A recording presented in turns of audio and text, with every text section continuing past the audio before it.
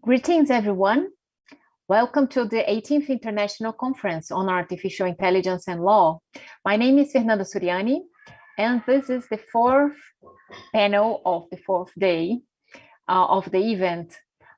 Before starting the panel, in name of the ICAO organization, I'd like to thank our platinum sponsors, JUS Brazil and Albert Einstein Israeli Hospital, our gold sponsors, Logarithm, Legal Code, and PG Lawyers, and our silver sponsors, Urbano Vitalino Lawyers, Opsi Bloom Lawyers, and Oasis Open.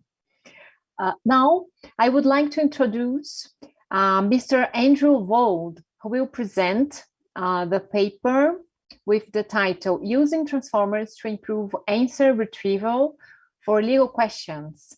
The stage is yours, Andrew. Welcome. Great, thank you. So hello, my name is Andrew Vold, and on behalf of Thomson Reuters Labs, I'll be presenting the work that I did with Jack Conrad using transformers to improve answer retrieval for legal questions. Okay, so consider that you're working at a legal tech startup company named Litimate, a friend for legal research, which is a fictional company. So you want to create a question answering system because you've been receiving complaints from your users that search doesn't satisfy their natural language queries. Well, you have access to a large legal database and you have user query logs. In addition to all that, you have a team of subject matter experts. Is that going to be enough? We'll see. So some of the strategies you could use for question answering is answer snippet identification. This is similar to the squad problem. And the pro is that you're able to produce concise answers from any length documents. But the cons are that legal documents are often really long, inference over long passages can be really slow, or they might not fit into your transformer window.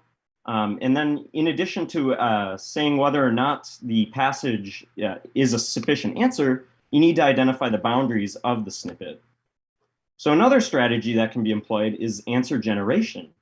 The nice thing about generation is you're able to produce unique answers to any kind of question, but the answers often look really nice to the untrained eye.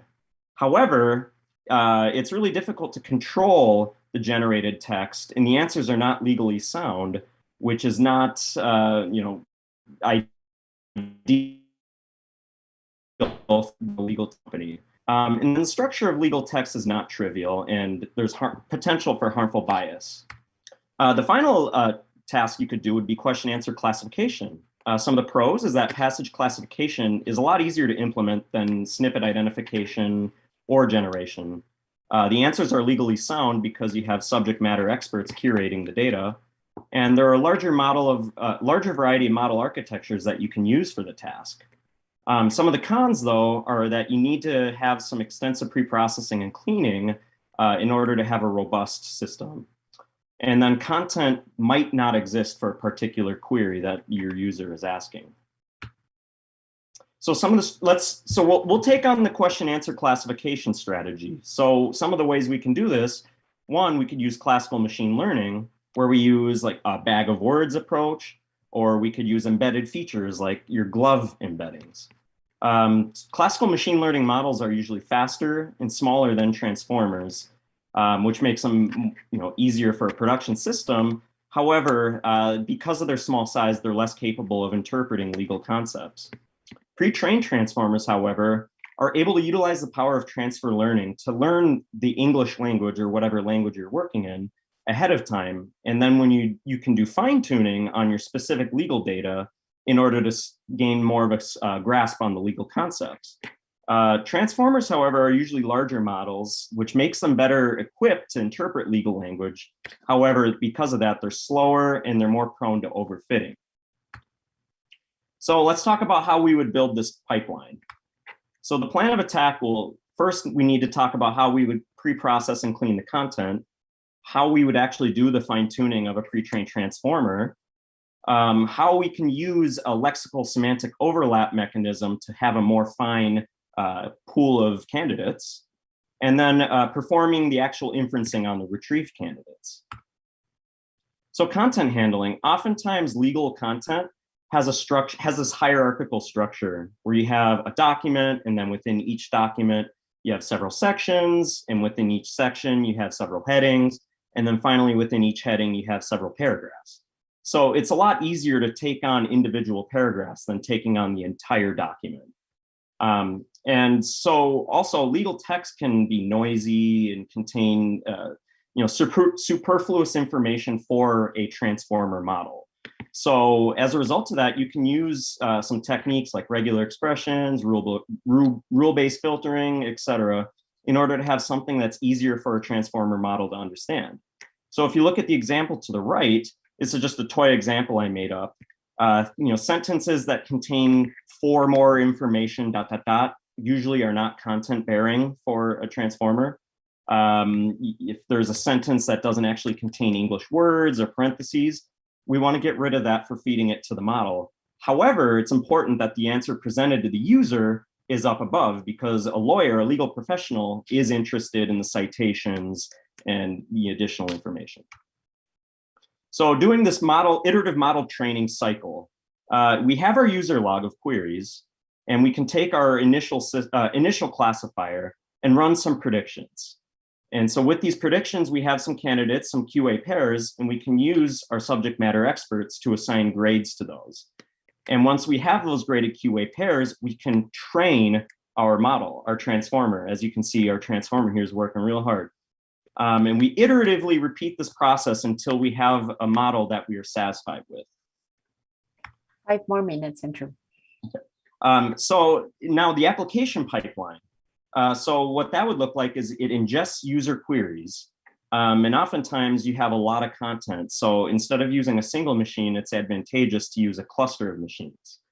And because inferencing over passages can take a while with a transformer model, we don't want to run inference over all of the passages in our content. So we have to use a lexical semantic overlap technique to reduce the size to something smaller, something more relevant. And we take the top end. And n can be 100, 1,000, 10, 50. It's up to the designer of the system. And then once we have that, we can pass those to the transformer model and then give the top answers to the user. Okay, so now I'm going to talk about an illustrative question answering experiment. This experiment is not indicative of what an application pipeline would look like, but more so is to demonstrate the power classifier over traditional systems. So the data that we used was the privacy QA data, which is an open source data collection concerned with digital privacy. You can see the data set specifics here. The data is often really challenging. The user queries are often not very idiomatic, sometimes contain misspellings. The answers often are run-on sentences, contain links, things like that that can be distracting to a model. The green answer here is the positive labeled answer, and then the red example here is the negatively labeled example. And I chose those just to kind of illustrate how difficult it can be to do this classification experiment with this data set. So we're going to consider the setup where we have a baseline, which is a linear TF-IDF or linear SVM classifier with TF-IDF input features. We'll do 5-fold cross-validation and a randomized search to find the optimal hyperparameters. Once we have that done, we can take our transformer model, use that optimal fold that was found from the previous baseline, and then train on those QA pairs with their relevancy labels, and gradually unfreeze until the transformer is sufficiently trained. So now in the comments, you can feel free to place your wagers on who do you think will win this fight. All right, here are our results. As you can see, we have our 2 distributions below. The first distribution is the Roberta scores, so the type of transformer that was used for the experiment. As you can see, there's more blue-orange separation, which is what you want to see. And the black line is the optimal decision boundary over the test data. And then for the SVM, you can see the blue and the orange are closer together, which is not quite as ideal.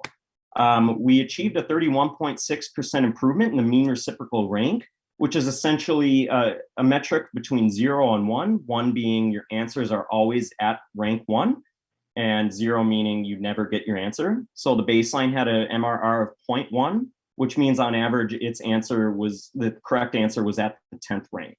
And we also had a 23.4% improvement in the F1 score, both of these results being statistically significant. So to conclude, question-answer pair classification is a viable way to answer user queries. Pre-trained transformers oftentimes can outperform traditional ML techniques, and we don't really need that much fine-tuning data, and it need not be excessively clean. And then finally, with the right ingredients in place, you can implement a transformer-based QA system to satisfy your user's natural language queries instead of relying on some sort of lexical matching in search. Thank you for your time, and I'm happy to answer any questions now. Thank you very much, Andrew. So we have some questions for you. Is there any special reason why you used a data set consisting of privacy policy questions during the experiment? That's an excellent question. The reason for it is we wanted to choose a data set that was open, a publicly open domain, or not domain, available to anyone, so that one could reproduce the results. We didn't want to use any kind of internal data or things that we weren't able to show. And the privacy QA data, though it's not specifically just like general legal, it's close enough to the legal domain such that it can be illustrative of the types of problems you would see in that type of system, if that makes sense. Okay. And what measures did you take to avoid bias in the selected data set that incorporates specialist answers? To avoid bias, well, so the data was curated by a different organization. So we didn't actually have, take any specific care in bias. However, there was a little training, testing, contamination in the queries. So we did have to remove some of the queries from the test set and put them on the train set in order to have independent queries between those two sets. Okay, perfect. Thank you very much. Now, do you want to make any final comments? Thank you for having me. It's been a lot of fun and hope you learned something. Thank you very much. It was quite an interesting project. Congratulations. So now I would like to introduce you, Mr. Andrew Paley. We're going to stream a previous text that he already presented, and then we'll have 10 minutes for answer some questions, okay? So my name is Andrew Paley. Like she just said, I am a PhD candidate at Northwestern University. I work in the C3 lab, and I'm here today to talk to you about our paper, From Data to Information, Automating Data Science to Explore the US Court System.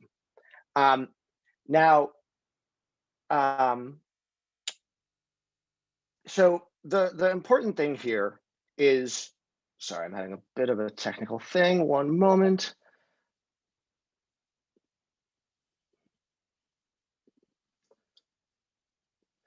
So to frame this, to step back and put a frame on this whole thing, the US federal court system might feel like a monolith, and it might seem like one massive unit, but in fact, it's a tapestry of countless unique decisions made by individuals across hundreds of thousands of cases filed annually, as those cases work their way through 94 district courts, 13 circuit courts, and on up to the Supreme Court.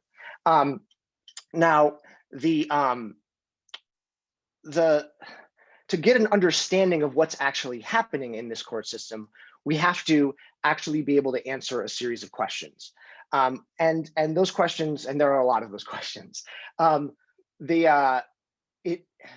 they include how often are fee waivers granted? Does it differ by district or case type? Do judges treat parties differently if they're self-represented, if they don't have legal representation? Do cases take longer in some districts versus others? Does that change by case type? Do judges nominated by different parties behave differently? And has any of this changed over time? And getting to the answers to these types of questions from the raw data produced by that massive system is in some part a technology problem, but it's also a problem of understanding domain. It's a problem of understanding the questions to ask. So the work we're doing and the work that we present in this paper is actually part of a broader initiative called SCALES. And SCALES is composed of about 24 individuals working across law, computer science, journalism, and social science at a host of different US institutions.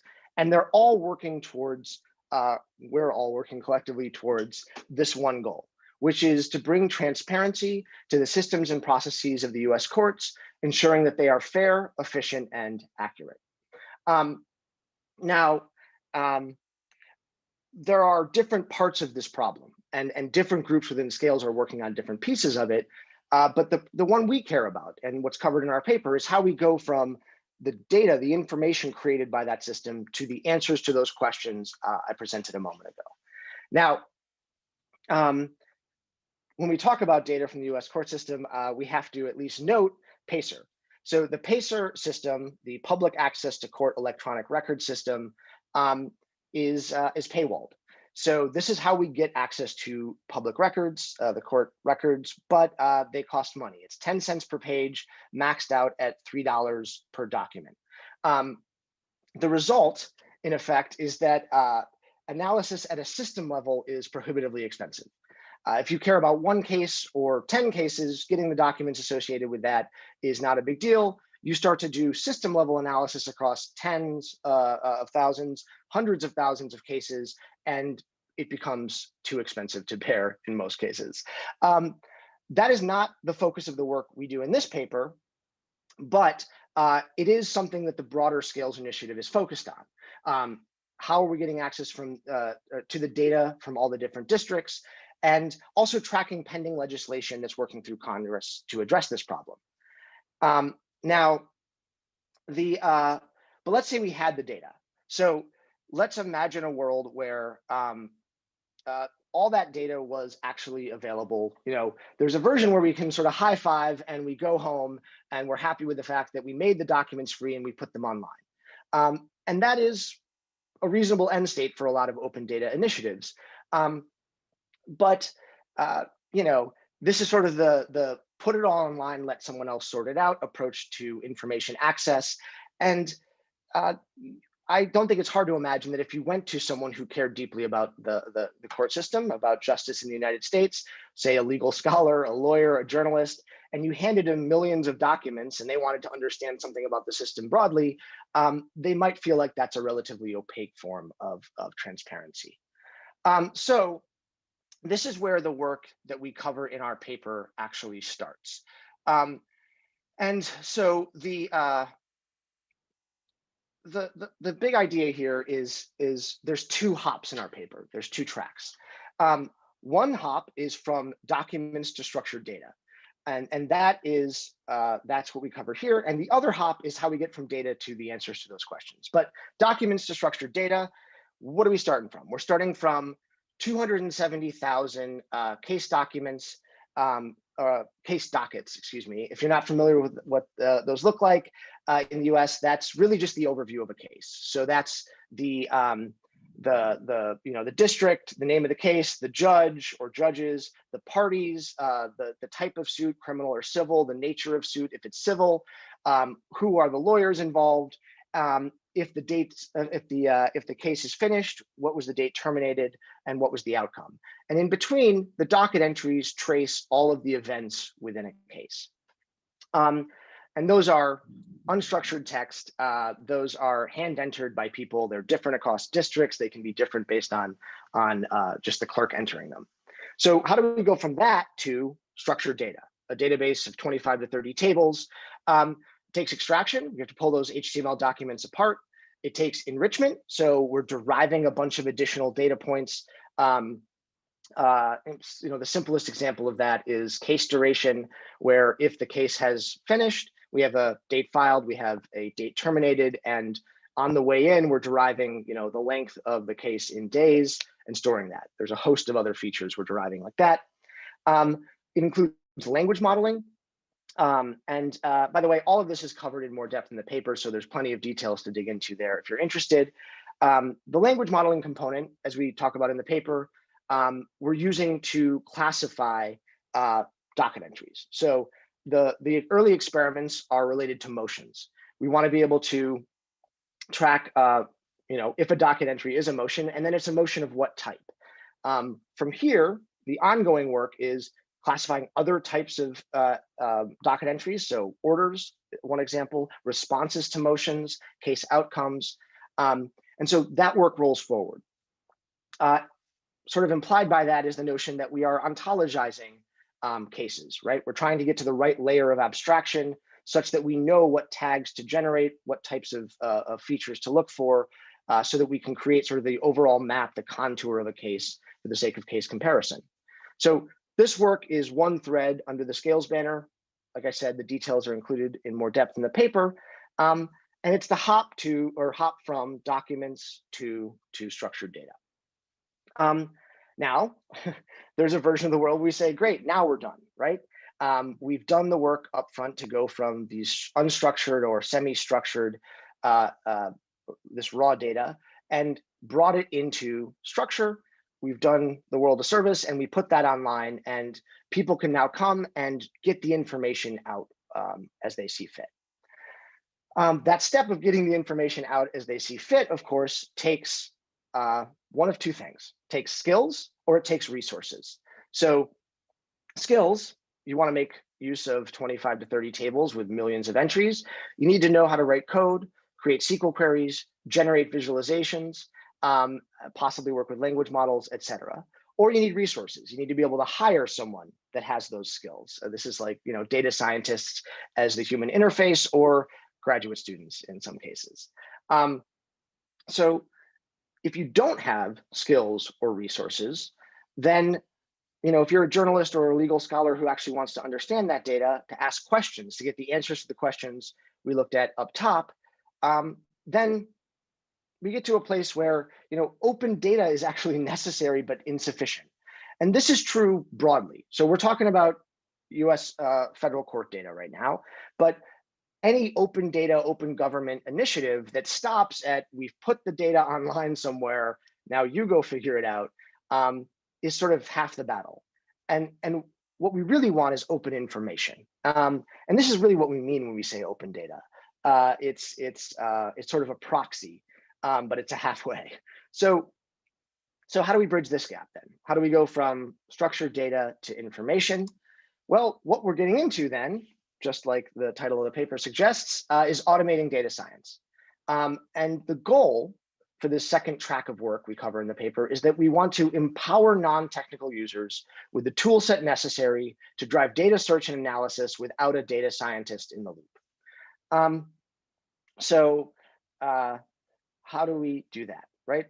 And that's what we'll be talking about through the rest of this paper now, for this presentation. Well, if we want to automate data science, we have to understand what data scientists do. And we're sort of rolling it up to three high-level buckets. No offense to any data scientists in the audience. Of course, there's a lot more to it than this. But the sort of interaction pattern starts from when a domain expert enlists a data scientist to dig into data. The data scientist needs to take stock of what's available and surface the space of the possible back to that domain expert. This is the data we have on hand. This is what we can do with it. They then can listen, have conversations with the domain expert, and translate the information needs, the questions, back to queries and analytics. And then when an answer is arrived at, bring that answer back and communicate it in a way that's clear to the domain expert. So if we want to automate that, if we're trying to build a platform that fills that role, we need a system that doesn't remove the complexity of data science or data analysis. It instead puts as much of the burden as possible on the machine. That is the Saturn platform. That's what we're building in the C3 lab. We don't name it in the paper. We discuss it in detail, the version 1 of it. But the name we've given it is now Saturn. So the scales application, the demo I'm about to show you in a moment, is an instance of Saturn. And we'll dig into the particulars during the demo, but the things to take away at this level, looking at this bird's eye view, is that the user experience is what we call a natural language notebook. You might get the riff from Jupyter notebooks if you're familiar with them. we're borrowing from the paradigms of data science tools, but instead of saying the inputs are code, we're saying those modular steps, that sequential data exploration is now supported by simplified filters and plain natural language statements. The other thing to note as we go into this is that the system itself has nothing about any domain or data set hard coded in it. The query generation, the analysis engine, the search components, the API, and the front end, nothing about a particular data set. That's brought to the system through an ORM layer and an ontology configuration.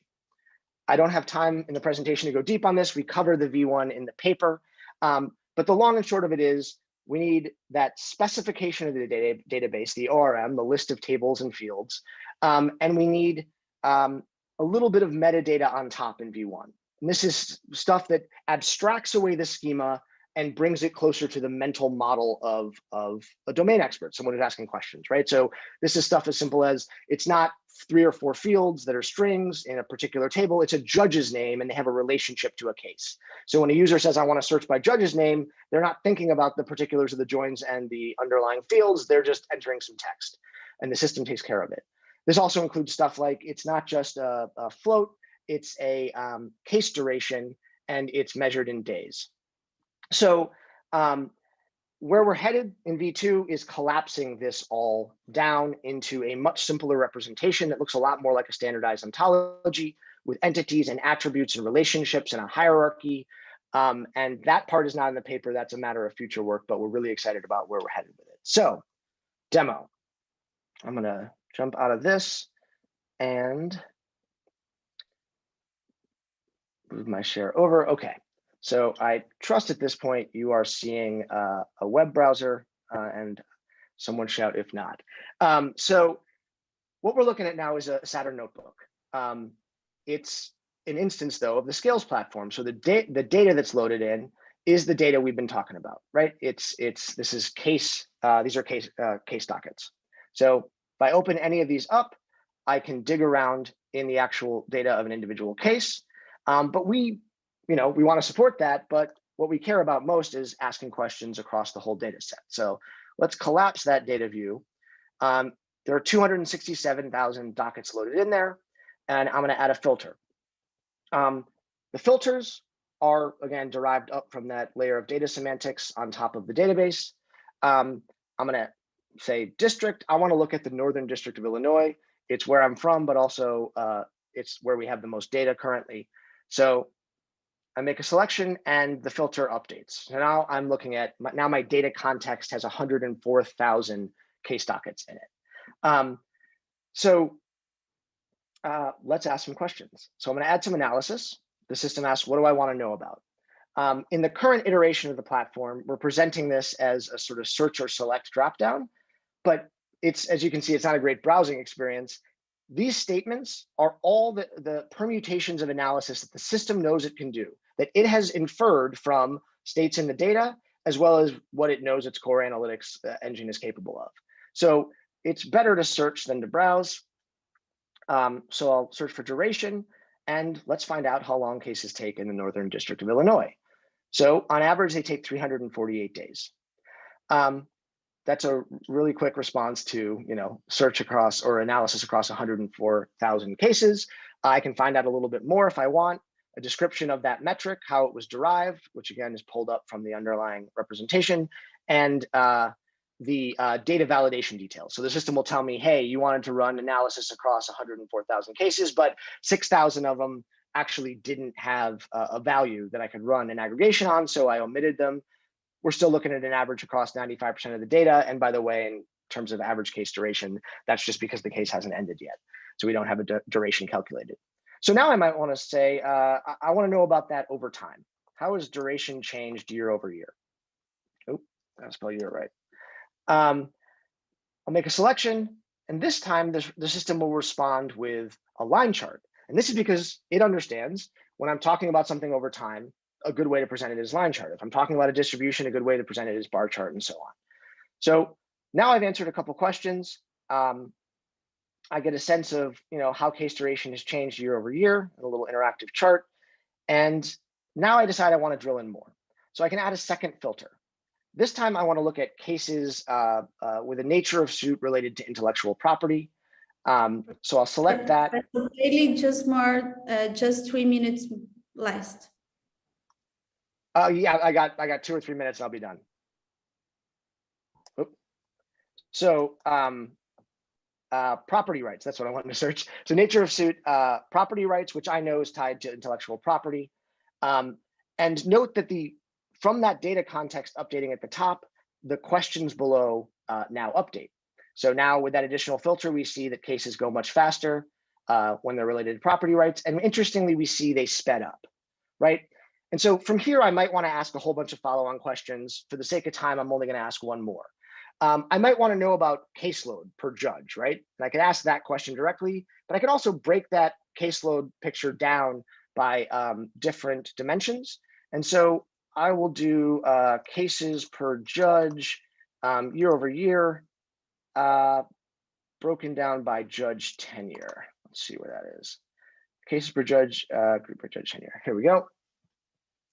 And so now I get a much sort of deeper portrait of the analysis. And I see that actually right about when those cases were speeding up, as I can see from this particular chart, that's when a whole bunch of brand new judges who had been on the bench less than 5 years, started to actually get those cases. So I can't go much further, but what I hope this is giving you is a sense that I'm able to explore the data very flexibly, apply filters and ask a whole bunch of different questions in this notebook format without knowing code, without knowing SQL. And so just to wrap up,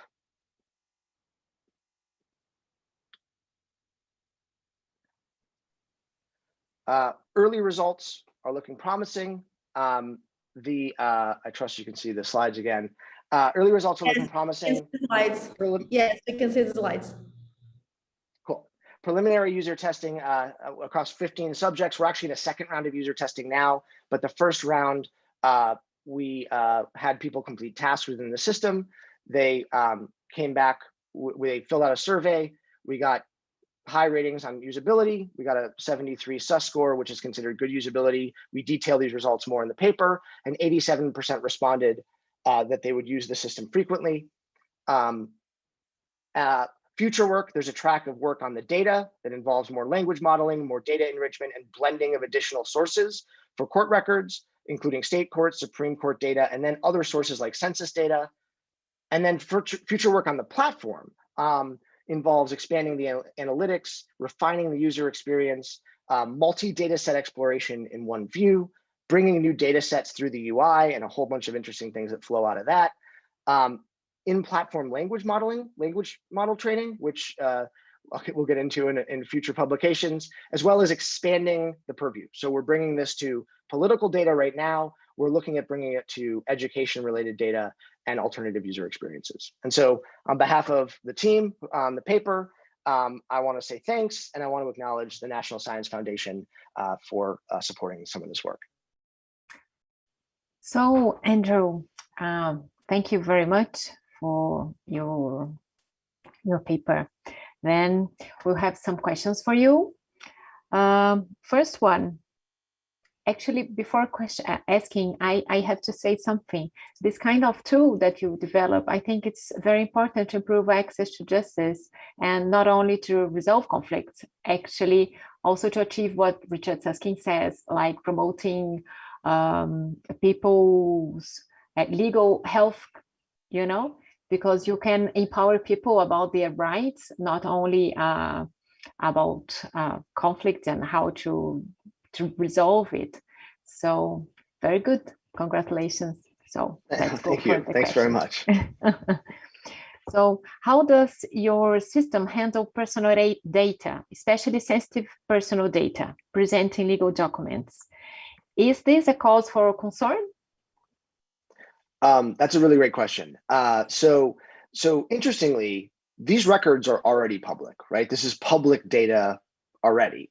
But the fact that there's a friction to access, that they're not easily sort of accessible, provides some sort of obscurity. So oddly, as I've dug into this issue, there's not a lot of sort of best practice here. And so in that broader scales group I talked about, we actually have a working group digging into this privacy issue because we know it's a real issue, and we want to honor the fact that we have a responsibility here. But finding the line between sort of public information, like public interest, versus privacy is a little murky, right? On one hand, it's obvious that there are individuals that show up in some of these court records. I'm trying to come up, let's say Donald Trump shows up in a case. We wouldn't want to de-identify him because there's a public interest in his involvement in a case. That being said, on the other end of the spectrum, there's obviously a whole number of private individuals involved in certain cases that we absolutely feel the need to de-identify. And we're working on finding out that gray area in between, where the line is, such that we can implement a solution there. So this is all a long way to say, in the current iteration, we have not actually implemented de-identification, but we are absolutely tracking that it's an issue, and we have to figure out what level we want to go to, and that's part of the broader scales work. Okay, good. The second one, what are the biggest challenges involved in transforming raw data extracted from documents into machine-readable content? So yeah, structuring that documents to data hop, there's a number of things there. Court records are human-generated data. So, court clerks are putting that stuff in, and they're not thinking about, the system is not designed for analysis at scale. It's designed for, I'm just going to sit down and write out, what was just said, what the judge decided, times a million. So the dockets themselves, there are lots of filing errors. There are things to sort of deal with at a document structure level. And then when we get into the actual docket entries, there's an enormous amount of variance that the same thing in two different districts will be expressed different ways. And so again, there's this working group, there's an ontology sort of working group that is really just trying to come to the right sorts of abstractions so that when we come up with an ontology of motions, it covers cases as they happen, in Georgia and Washington State, that we sort of have the right abstraction level to capture everything. So yeah, I think it's dealing with human scale data, and that is from the docket itself all the way down to individual docket entries, and it's coming to the right sorts of abstractions across all of the things that can happen in the proceedings of a given case.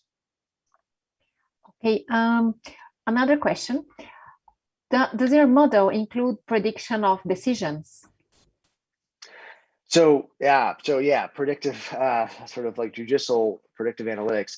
At this point, no, and we've actually decided to sort of circumvent that, at least for the time being, because we're much more interested at this stage in surfacing what's happening, right? I mean, it's more of at this stage more of a journalistic pursuit.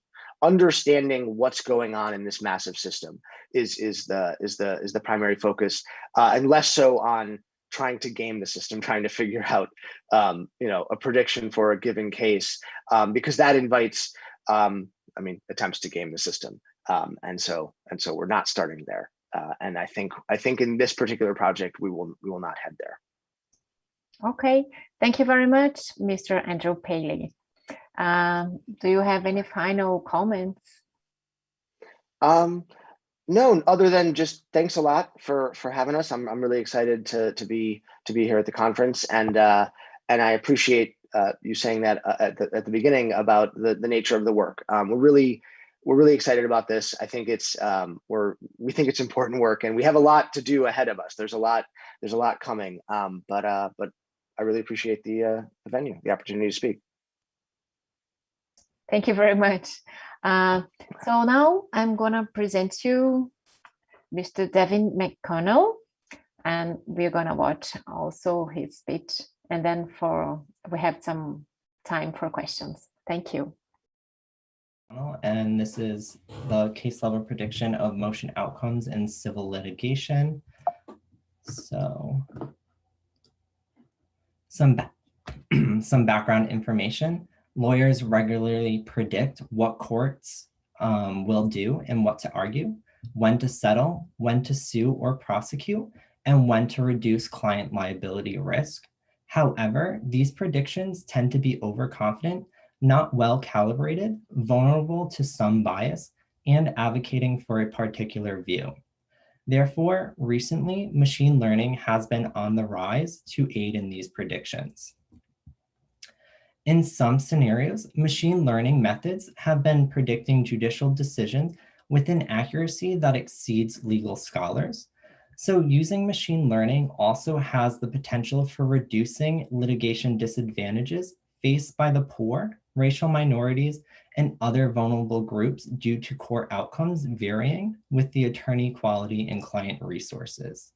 So one example of machine learning being used in legal predictions is the development of a random forest classifier on US Supreme Court data depicted here on 240,000 justice votes and 28,000 case outcomes. In 2004, machine learning was actually able to predict justice votes with a greater accuracy than legal experts, which is seen on the left of this slide.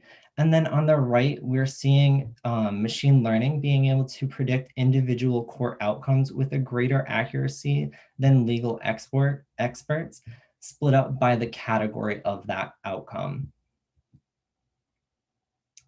So the previously discussed methods focused on court opinions, which ignored many important formal procedures that lead to a final judgment and use features that are not available during litigation.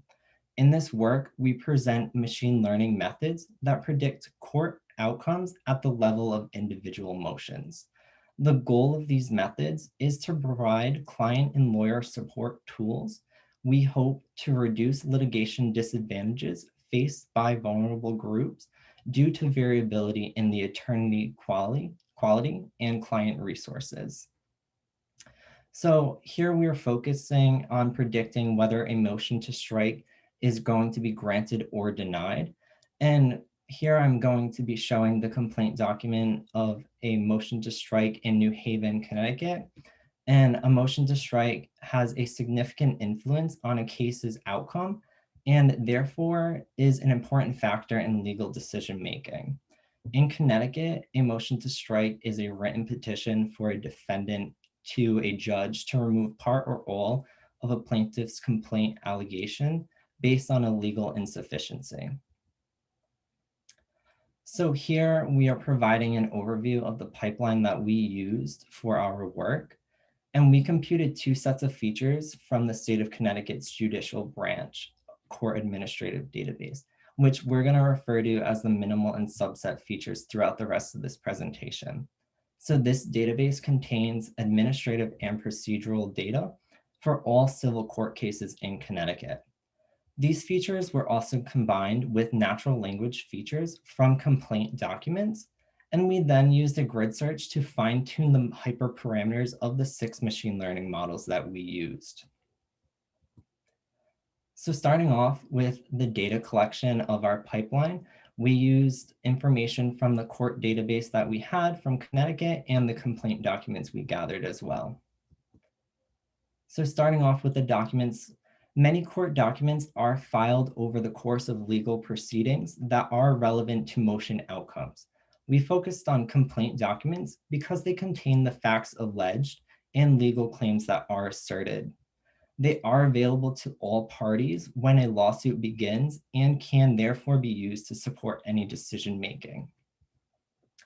For these complaint documents, we needed to convert them to text-based files so that we can use them during neural embedding feature extractions. So in the PDFs, if they contained images, we had to use Tesseract, which is an optical character recognition software maintained by Google. And we use this to convert images to text with higher accuracy. And when it only contained text, we used PDF to text, which could convert the text in the PDF to just a text file for us.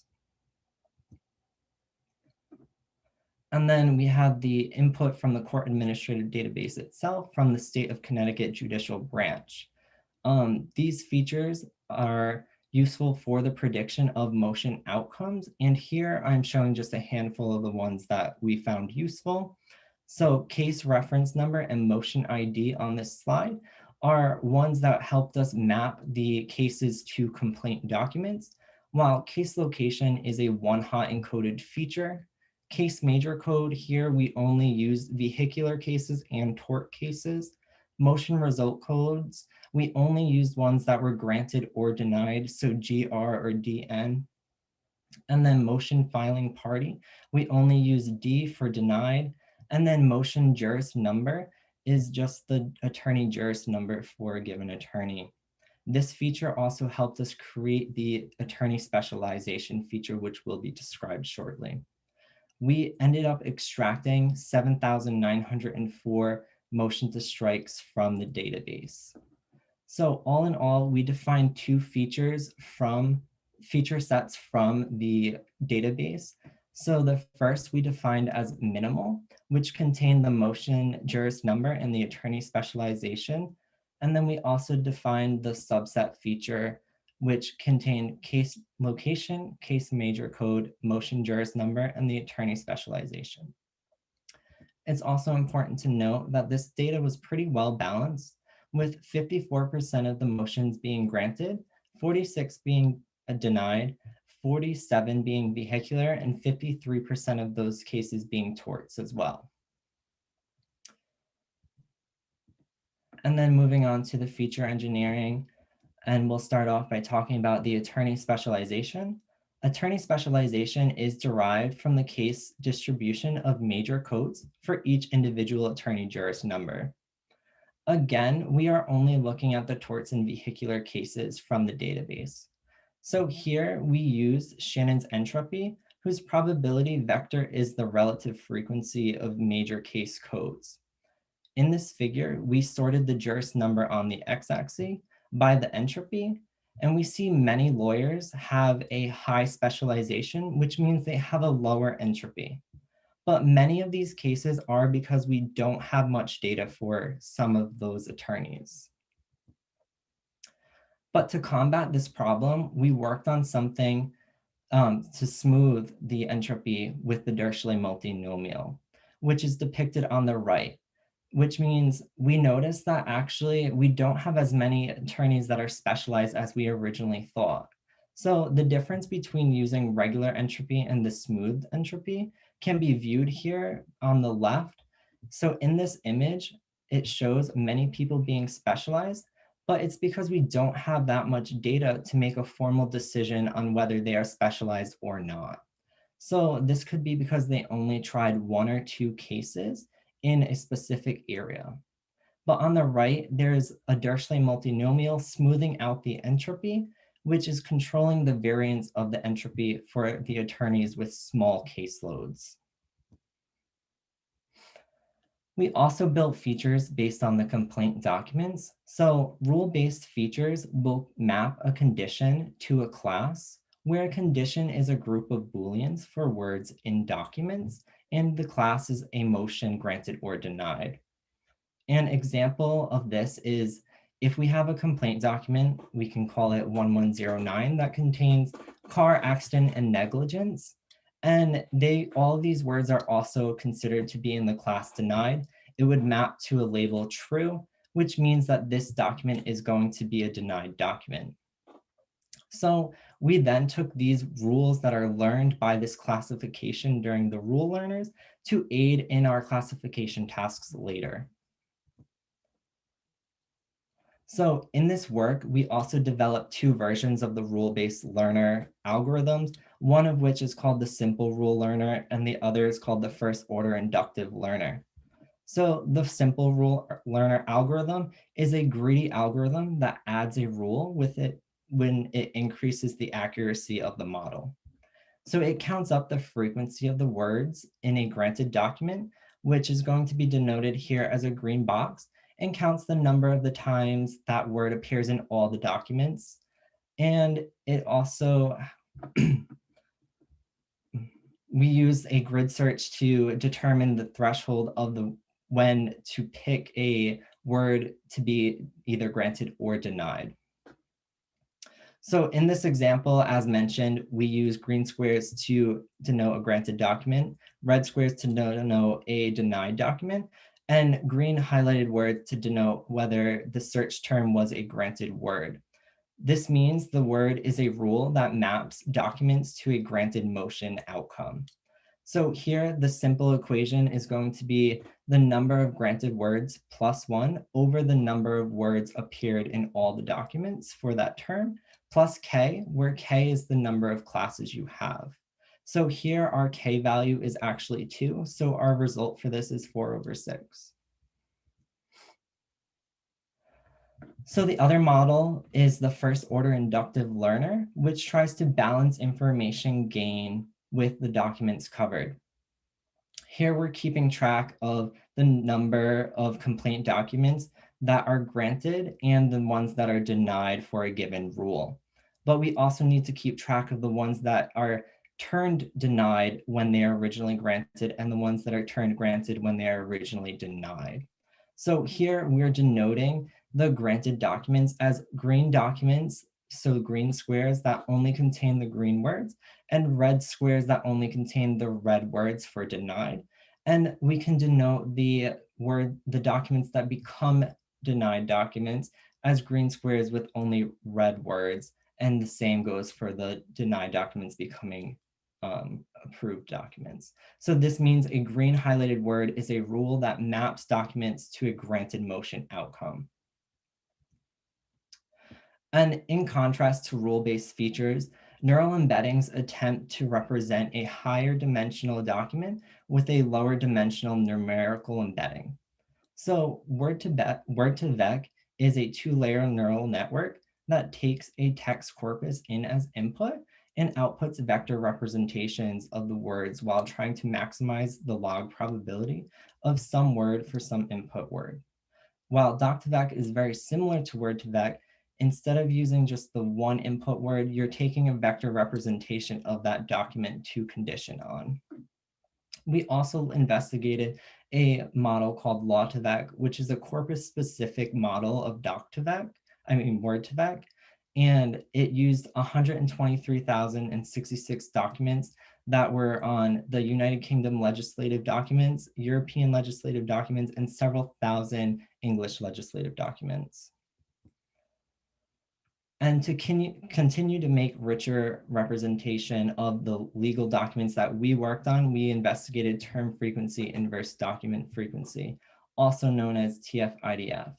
So you would do the term frequency multiplied by the inverse document frequency, where term frequency is the number of times the term you are looking for appears in a document over the number of words in the document. So here, the number of times the term appears in a document is going to be highlighted as pink, so 27 over the total number of words in that document is going to be 400.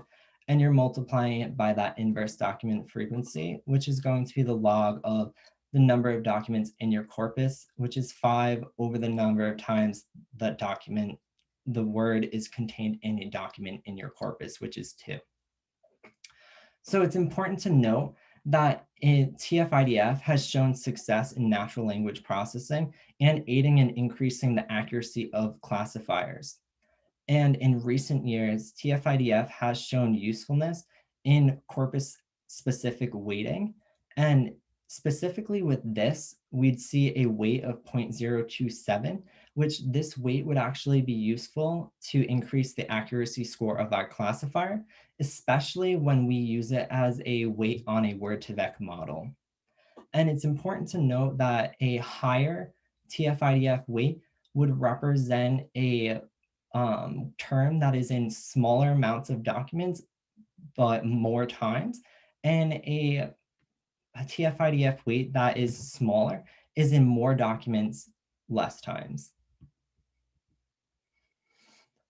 And then all three of these methods that extract information from Word documents are useful as standalone ways to improve your classifiers, but we can do better. So we can combine all three of these methods to make one method to increase the classifier accuracy.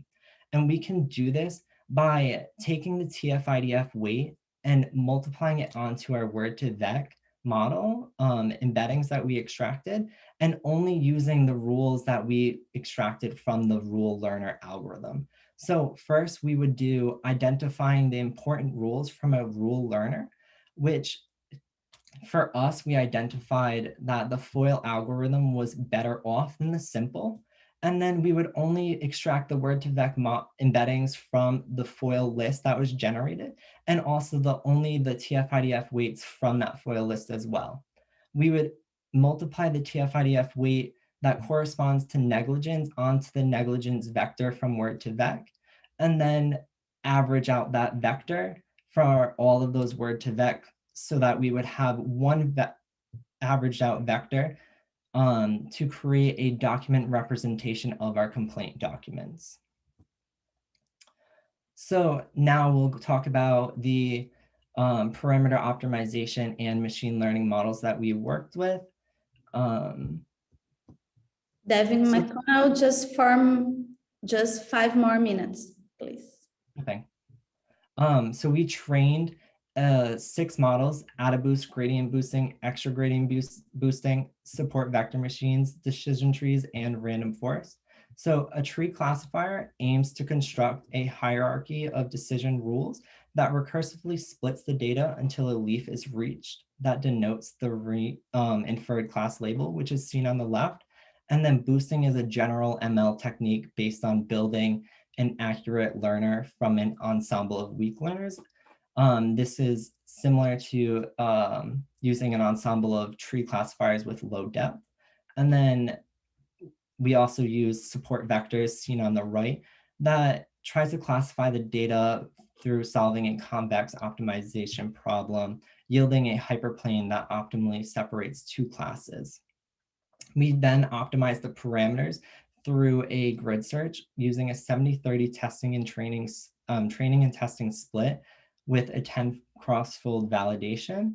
And then to quantify variability in these fine-tuned models, we did 100 bootstraps. So to then figure out what version of the features we wanted to use versus minimal and subset, we wanted to quantify their difference. So here, just a refresher of minimal and subset. Minimal only had the attorney specialization and motion juris number, and subset contained motion juris number, attorney specialization, case location, and the major case code. And on the y-axis here, it's the motion classification accuracy, which is going to be the proportion of correct predictions to all predictions. And on the x-axis, it's our models, which again are the AdaBoost, decision tree, gradient boosting, random forest, support vector, and extra gradient boosting. So here we did notice that adding and using the subset features with case location, major code increased our accuracy overall.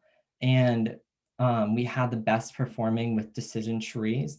So the median and mean accuracy on this model was 0.583. So we ended up only using the subset features for the rest of our results. And then we also investigated our 3 models across all different methods and compared it to a baseline classifier, which the baseline classifier had an accuracy score of 0.501. And just looking at the database features, we've noticed that the database features did score better than this baseline, but less than 0.6. And every time we added doc2vec and word2vec onto these database features, we did see an increase in accuracy score, but our best performing model was the one that had the FOIL, word2vec, and TF-IDF added onto the database features. And just so you know, as I mentioned before, the FOIL, word2vec, TF-IDF is the model that we averaged the word2vec weighted by TF-IDF from only the words that were learned by the rule algorithm. So this model gave us a 0.644 accuracy from our grid search and a mean of 0.605 from the AdaBoost model. And our decision tree had the best mean of 0.606. And we also tested the difference between predicting torts and vehicular cases for the database combined with FOIL, word2vec, TF-IDF. and noticed that SVMs were an outlier in being able to successfully predict the vehicular cases with considerable accuracy. Last piece of results here, we also calculated the feature importance from the decision trees, which feature importance is useful to let us know how the model's features contribute to predicting what we're trying to guess here. And here we're showing on the vertical axes the grouping of features from the TF-IDF, whether it be TF-IDF simple or the subsets. And then on the x-axis, it's the non-zero for at least one of those configurations. The last column is the sum of the word-to-vec features. And then we did note that major case code, attorney specialization, and word-to-vec have the highest average importances across the board. So then quickly to conclude, we did develop a pipeline that includes feature engineering rooted in legal domain. We also developed and benchmarked the first machine learning method to predict motion outcomes, also demonstrated that motion to strike outcomes are predictable with high accuracy when you use features for attorney specialization and with natural language processing. We believe that this can be useful to predict the survival rate of motion to strike with a complaint document, and believe that it can help parties to make more informed settlement decisions, as well as help rewrite complaint documents for better outcomes. And then our future work, we think better investigation in corpus-specific neural embeddings like transformer models such as BioBERT, LawBERT have seen great success, so that could be helpful. We also aim to expand this work to other motions like motions to summary judgment. Also hope to create a web interface for easier access and interaction to our models and for attorneys and clients. And then we hope to collect more data from surrounding jurisdictions and states. And we also aim to compare the results to a legal expert panel for our future work. And then just a quick thank you to the state of Connecticut Judicial Branch for providing us with our data, and my lab for the great support they've had over this past few weeks preparing, and my co-authors for the legal knowledge they provided and help with all the code. And if anybody is interested in this work, all the code is available at my lab's GitHub at Aguiar Lab Motion Predict. It has all of our rule learner, TF-IDF, word embeddings code to extract and combine the work, along with our grid searches, bootstrapping methods, and parameters for the models, as well as the models. So thank you, Mr. Devin McDonnell. We have some questions for you. So first, Marcelo Lopez asked, is your system applicable to all courts in the United States, or could differences between procedures affect the efficiency of the system?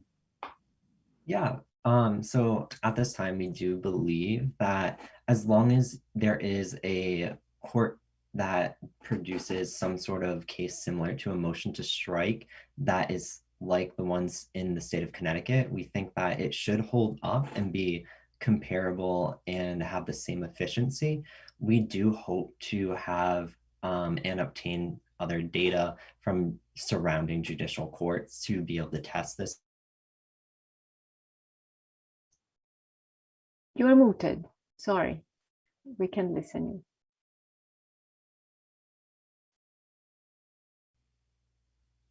Can you hear me? Okay, sorry.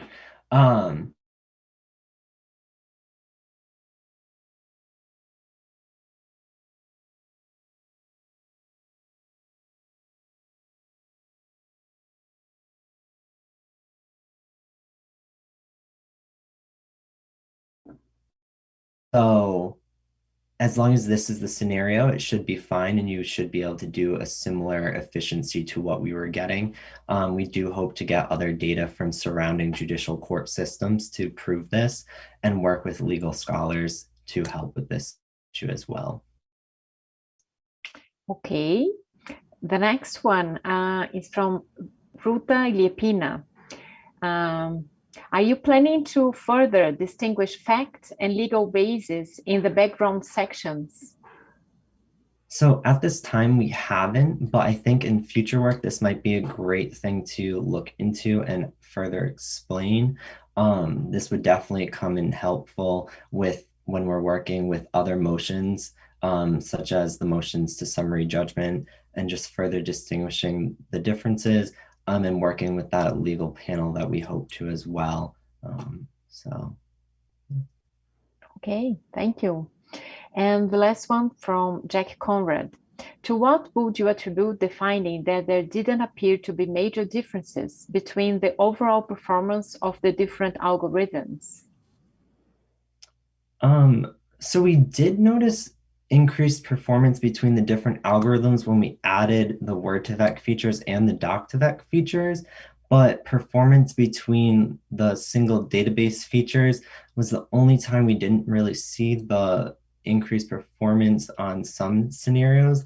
And looking at the law2vec features, and we didn't explore this too much, but we did see some variability when we looked at the SVM could support a higher accuracy, precision and recall score than our accuracy score. So there was a little bit, but not too much. But to answer the question, we didn't look too far into the attribution to why across the algorithms this was happening, but we did notice that adding these neural embeddings did improve the accuracy score for our algorithms that we looked at. So the neural embeddings from the complaint documents did help our algorithms. Okay, thank you very much, Mr. David McConnell. Do you have any final considerations? I just would like to say thank you to this conference. And if anybody would like to check out our work, it's at our lab's GitHub, aguiarlab/motionpredict. So thank you so much. Thank you very much. So now we will have a break for 1 hour and 15 minutes, and we come back at 6:30 GMT time, okay? Who want to meet other participants and exchange experience can access the Gather Town platform for a networking moment. The link is at the OpenFi platform. Thank you very much. See you soon.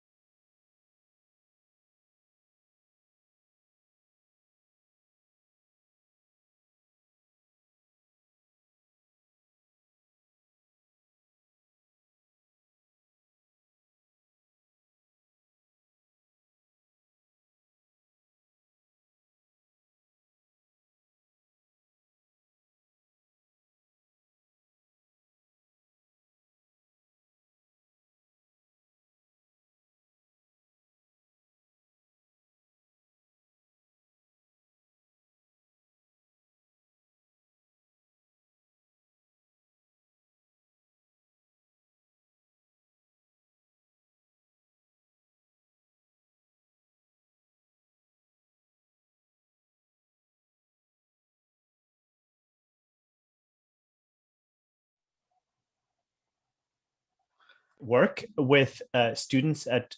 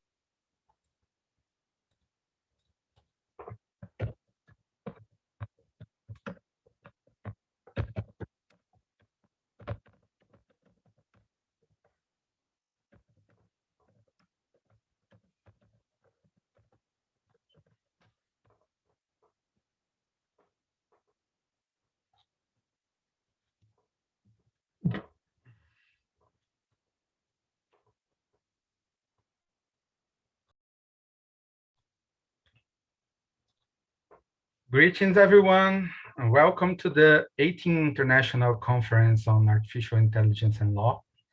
My name is André Gualtieri. I am PhD in Philosophy of Law at Pontifical Catholic University in São Paulo. And I'm delighted to be the host of this panel. This is the fifth panel of the fourth day of the event, of the fourth day of ICAIU. And also, in name of ICAIU organization, I'd like to thank our platinum sponsors, JUS Brazil and Albert Einstein Israeli Hospital, our gold sponsors, Logarithm, Legal Code, and PJ Lawyers, and our silver sponsors, Urbano Vitalino Lawyers, Opsi Bloom Lawyers, and Oasis Open. For our first presentation, we will have Mark Kress. And Mark is a PhD candidate from the Department of Political Science at Stanford, United States. And it's a pleasure to hear the work that Mark will present for us, which name is Context-Aware Legal Citation Recommendation Using Deep Learning. Mark, it's my pleasure to have you here. We are ready to hear you whenever you want. Thanks. I'm also joined here by Dan Ho, who is one of the co-PIs on the paper. Sorry, Dan. And Dan Ho also will. I think Dan will answer the questions. Am I right? Or present with you? My understanding is that we're going to re-stream the presentation from yesterday, and then both Dan and I will field questions at the end. Okay, so sorry. So Dan Ho will present the paper with Mark, and Dan is the William Benjamin Scott and Luna M. Scott Professor of Law, Professor of Political Science, Senior Fellow at the Stanford Institute for Economic Policy Research, Associate Director for the Stanford Institute for Human-Centered Artificial Intelligence, and Director of Regulation, Evaluation, and Governance Lab. So whenever you want, it's a pleasure to hear your presentation. Work with students at Carnegie Mellon, Zahan Charles, Mengqiu, and Hongyi, as well as a JD PhD student here at Stanford, Mark Kress. And we're really sort of excited to share this with you. The motivation for this work is the well-documented problems of mass adjudication. A less known fact about the US judicial system is that government agencies adjudicate far more cases than all the federal courts combined. Even a single agency like the Social Security Administration hears 500,000 cases annually. And that has led to really profound challenges in the administration of justice, where going back to close to 50 years to Jerry Mashaw's work, we know that the identity of who the administrative law judge is matters greatly, and in his view, even more than the facts of the case, such that award rates plotted here can range between close to 0% to 100%, depending on the assignment of the administrative law judge, leading some scholars to decry this as a form of disability roulette. This is what the file room of a recent mass adjudicatory agency in the American system, the Board of Veterans Appeals that we're going to study here, looked like as of a number of years ago. And so that came with really profound challenges, both in terms of the caseload, wait times for veterans exceeding 5 years from the time a notice of disagreement, a notice of appeal was filed until resolution. And here from some data that James Ridgway, who used to be at the BVA, presented, the result of this kind of increased caseload was that staff attorneys had about 10 to 15 seconds per page of the record, and veterans law judges with larger staff reporting to them had about 45 to 60 minutes for review per written appeal. Such that in 2018, a survey revealed that 90% of the staff attorneys reported having inadequate time to review the record. And that is really the kind of motivation for the kind of work we're doing here. It seems to have, where we're going to look at these BVA decision texts, so all texts from 1998 to 2017, about 750,000 decisions, and we're going to focus on single issue cases, and we're going to bring in some metadata from the internal system, and also use the Harvard Case Law Access Project to combine and really figure out whether there are ways in which we can use advances in natural language processing to really help improve the accuracy and consistency of this process. For those of you who are wondering what VACL stands for, it's the internal database that the Board of Veterans Appeals actually uses to move cases along. And it literally stands for the Veterans Appeals Control object locator system, because it's literally the system that was used to try to figure out which room a file was located in. And so we've got basic information about claims and diseases spanning the years 2009 to 2017, and close to 300 identifiers for veterans law judges. And the basic way we're going to try to tackle this is to really see whether we can develop methods for better citation and application of precedent during opinion drafting, given the quality and consistency challenges in mass adjudication. So the kind of hypothesis, whether we can predict, build an ML system that really recommends citations that are specific to a case context.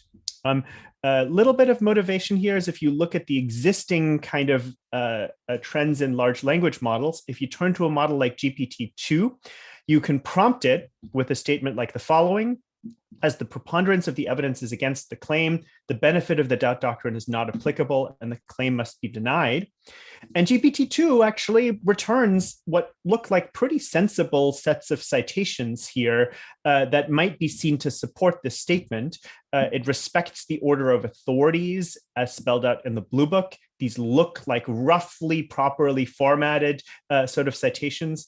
The only small problem is these are citations to cases that don't actually exist.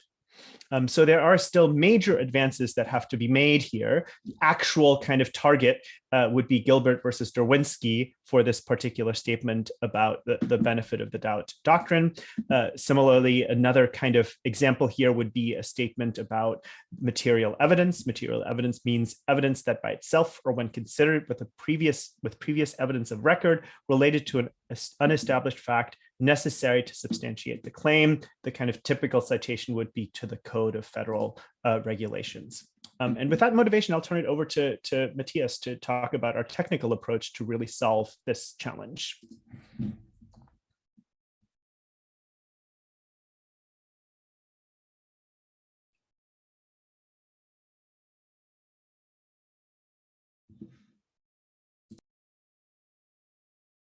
Unmuting myself. Okay, thank you very much, Dan. I will present our technical approach now. And the first thing we do in our pipeline, so again, thank you for having us at this wonderful conference.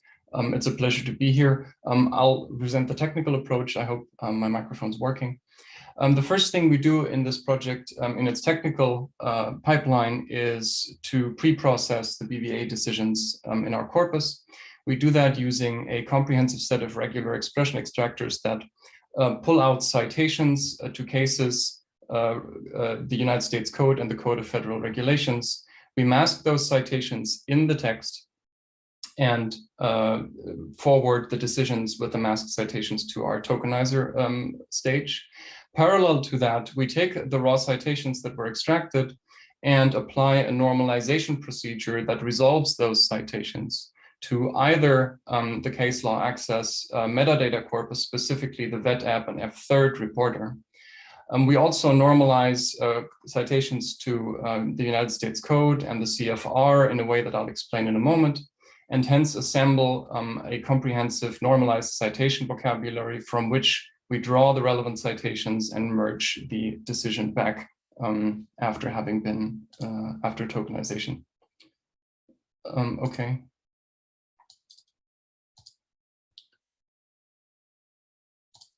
Okay, I'm getting a message that the video doesn't work. So I see you now. Okay, we're seeing me. Okay, sorry. I'll just walk back to, thank you for the pointer. This is the graph I was supposed to be showing. So again, decisions come in, we extract citations, mask them, feed things into the tokenizer, in parallel, take the raw citations, apply our normalization procedure and remerge those citations. Thank you for raising my awareness to this issue. To illustrate the citation normalization, we take case citations which we identify by the reporter name, the volume, and the page number, and we use case law access metadata corpus to identify a unique ID that we can resolve this case to, and all versions of referring to, say, Dekmatich v. Brown, are then resolved to this lemma. Citations to the CFR and the United States Code are decomposed into the prefix and the tail, where the tail is then segmented into individual elements. And so a full citation string becomes a list of normalized atomic citations. And using this procedure, we're able to boil down the 97,000 unique citations in our training data to about 4,300. 4,000 of which are normalized according to this distribution. We get a total normalization coverage of about 98.5% of the 5 million instances in our training data, which we think is fairly good. So the formal definition of our task is then to take a tokenized context segment from our decision, which may include already some special tokens such as paragraph breaks or other citations, and to predict in a delimited forecast window, the index of the next citation in theirs, in this case here, 132. As Dan has mentioned, this could be considered a text generation task. However, as we've seen in the example before, it's hard to generate full citation strings. So we treat this as a classification task, which is the slightly easier task to make incremental progress with. Of course, citation recommendation is a well-studied problem. For general and scientific literature recommendations, predominant approaches are collaborative filtering, graph-based and context-based models. There's also some work being done in the legal AI sphere, specifically often in conjunction with legal citation networks. There's also proprietary systems such as case text parallel search or Thomson Reuters quick check, etc. I'll refer you to the paper for details, but I do want to acknowledge the basic collaborative filtering and context-based approaches because this is what we are using in our model. As a baseline, we use a collaborative filtering model. So instead of one receiving, being a user and receiving, say, movie recommendations on Netflix, you are opinions here get recommended citations. To do that, we treat a case opinion as a bag of citations, which allows us to compute distance measures to other cases. And then additional recommendations are scored according to this distance metric. And the metadata Dan has explained is added using is aggregated using an SVM ranking module from which we then predict the citations. Our next model then adds textual context to it by representing the text preceding the citations as a bag of words in a TF-IDF vectorization, and we recommend citations by computing similarity from a query context to the contexts in the training data and the citations that follow them. Again, metadata is added to the model via as part of an input to an SVM ranking module. Our first full-blown NLP model is a bi-LSTM, which reads the citation context back and forth and gets its encoding concatenated with the metadata and fed into a classification head, which then predicts into the vocabulary size. Similarly, we take a pre-trained English pre-trained Roberta model, which is a stacked transformer architecture, which encodes the context, concatenates the encoding with the case metadata again, and feeds it into a classification head, which projects into the vocabulary size. This brings us to our results. So we evaluate recall at 1, 5, and 20. So the probability that our model predicts the correct citation in the top 1, top 5, and top 20 site recommendations. And our primary results are in the neural models are for context sizes of 256 and forecast sizes of 128 tokens. The first thing we see here is that our neural models, of course, unsurprisingly, outperform our non-NLP models with recall at 1 in the mid-60s, recall at 5 in the lower 80s, and recall at 20 in the low 90s. We also observe that the Roberta model, despite being pre-trained, only does consistently perform better than the bi-LSTM model, but only by at most 1%, and usually within ±2 standard deviations across our 6 test folds. So pre-training, the limits of the benefits of pre-training are marginal here. What's also partially not shown here, and I would refer you to the paper for that, is that there is no, the benefit of metadata influences training, but there's no consistent benefit in adding it in the different architectures. This is an area where we intend to conduct research in the future. And again, the details of the results that we observed are in the paper. If we take our best performing Roberta model and we run it over time, we observe that the model performs equally for case regulation, equally well for case regulation and statute citations, and also fairly stable across time with this little oscillation down here, we conjecture being due to a change in veterans law. We also observe the decline of the model performance as the distance to the citation in the forecast window increases. This decline is, of course, more sharp for recall at 1 than it is for recall at 5 and recall at 20. Still, so we do see some evidence here that the model is probably engaging in a fair amount of memorization of textual context, specifically for verbal and verbatim quotations of the sources before the occurrence of the actual citation. Still, the fairly gradual decline of recall at 5, which is sort of we consider the most representative use case scenario, suggests to us that the model does learn some amount of long distance patterns, and that it's a promising approach, technical approach, to treat citation recommendation, at least in part, as a classification problem and benefit from supervision signal, rather than treating it just as a pure encoding similarity retrieval model, a retrieval approach. Finally, we did an ablation experiment, and Mark Krass produced this graph here. First, please look at the right half here, where we compare models that predict 64 tokens into the future and models that predict 128 tokens into the future. So the upper quadrant is easy and the lower quadrant is hard. And we can see that if we give the model more context, larger context as we move to the right, the increased slope here shows us that the model performs better the more context we give it. And for the easier task up here, the more flat slope here shows us that for predicting 64 tokens ahead, giving the system more context doesn't help as much.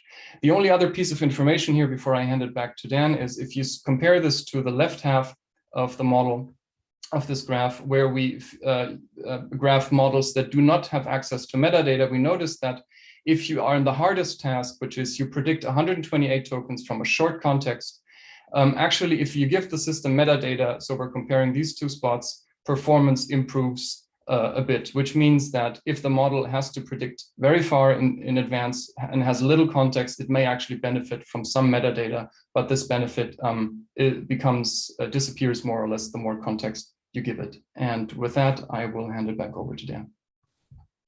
Great. If you just go to the next slide, Matthias. So we think we've shown the utility of this kind of a context-based citation recommendation system. And it's particularly notable that in the kind of more sophisticated models, the benefits to adding metadata were really kind of marginal. There are, of course, lots of other really interesting legal implications when we think about this kind of a system for AI-assisted adjudication, both in terms of the due process values and the decisional authority.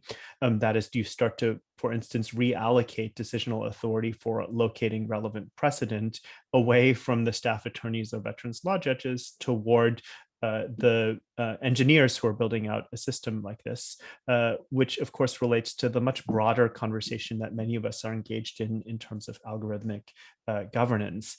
If you go to the next slide, Matthias, I think the kind of concrete use case here really does come from the Social Security Administration, where Gerald Ray, who was head of the Appeals Council, had started to hire attorneys who also happened to have data science and software engineering backgrounds, had them learn the adjudication process, and then had them start to build out simple prototypes that led to sort of the first NLP-based error detection system, where staff attorneys and judges can input a draft decision and get around 30 quality flags, such as the one depicted here, that starts to use both heuristic and machine learning ways of spotting internal inconsistencies within the decision, like the one here.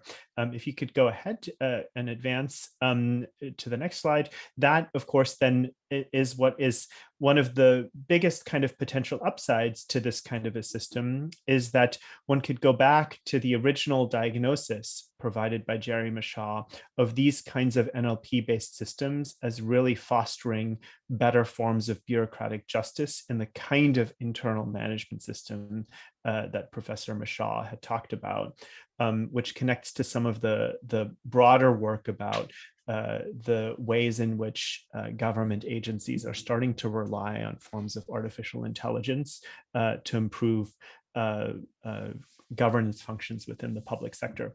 With that, we'll leave it open for questions.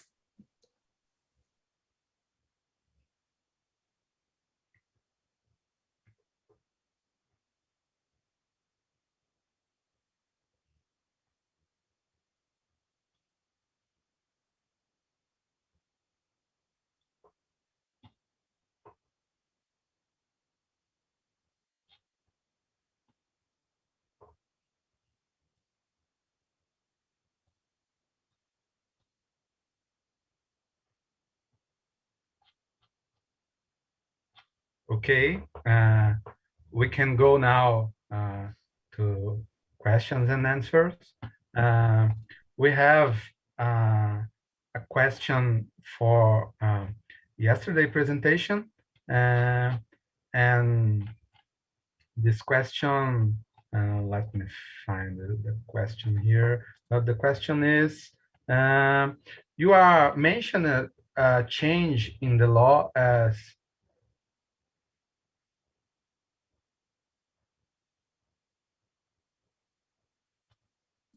Andre, do you want me to try to read it? I think this was a question from Kevin Ashley, who asked, you mentioned a change in the law as possibly causing a jag in the graph of results. Have you identified a specific change in the law?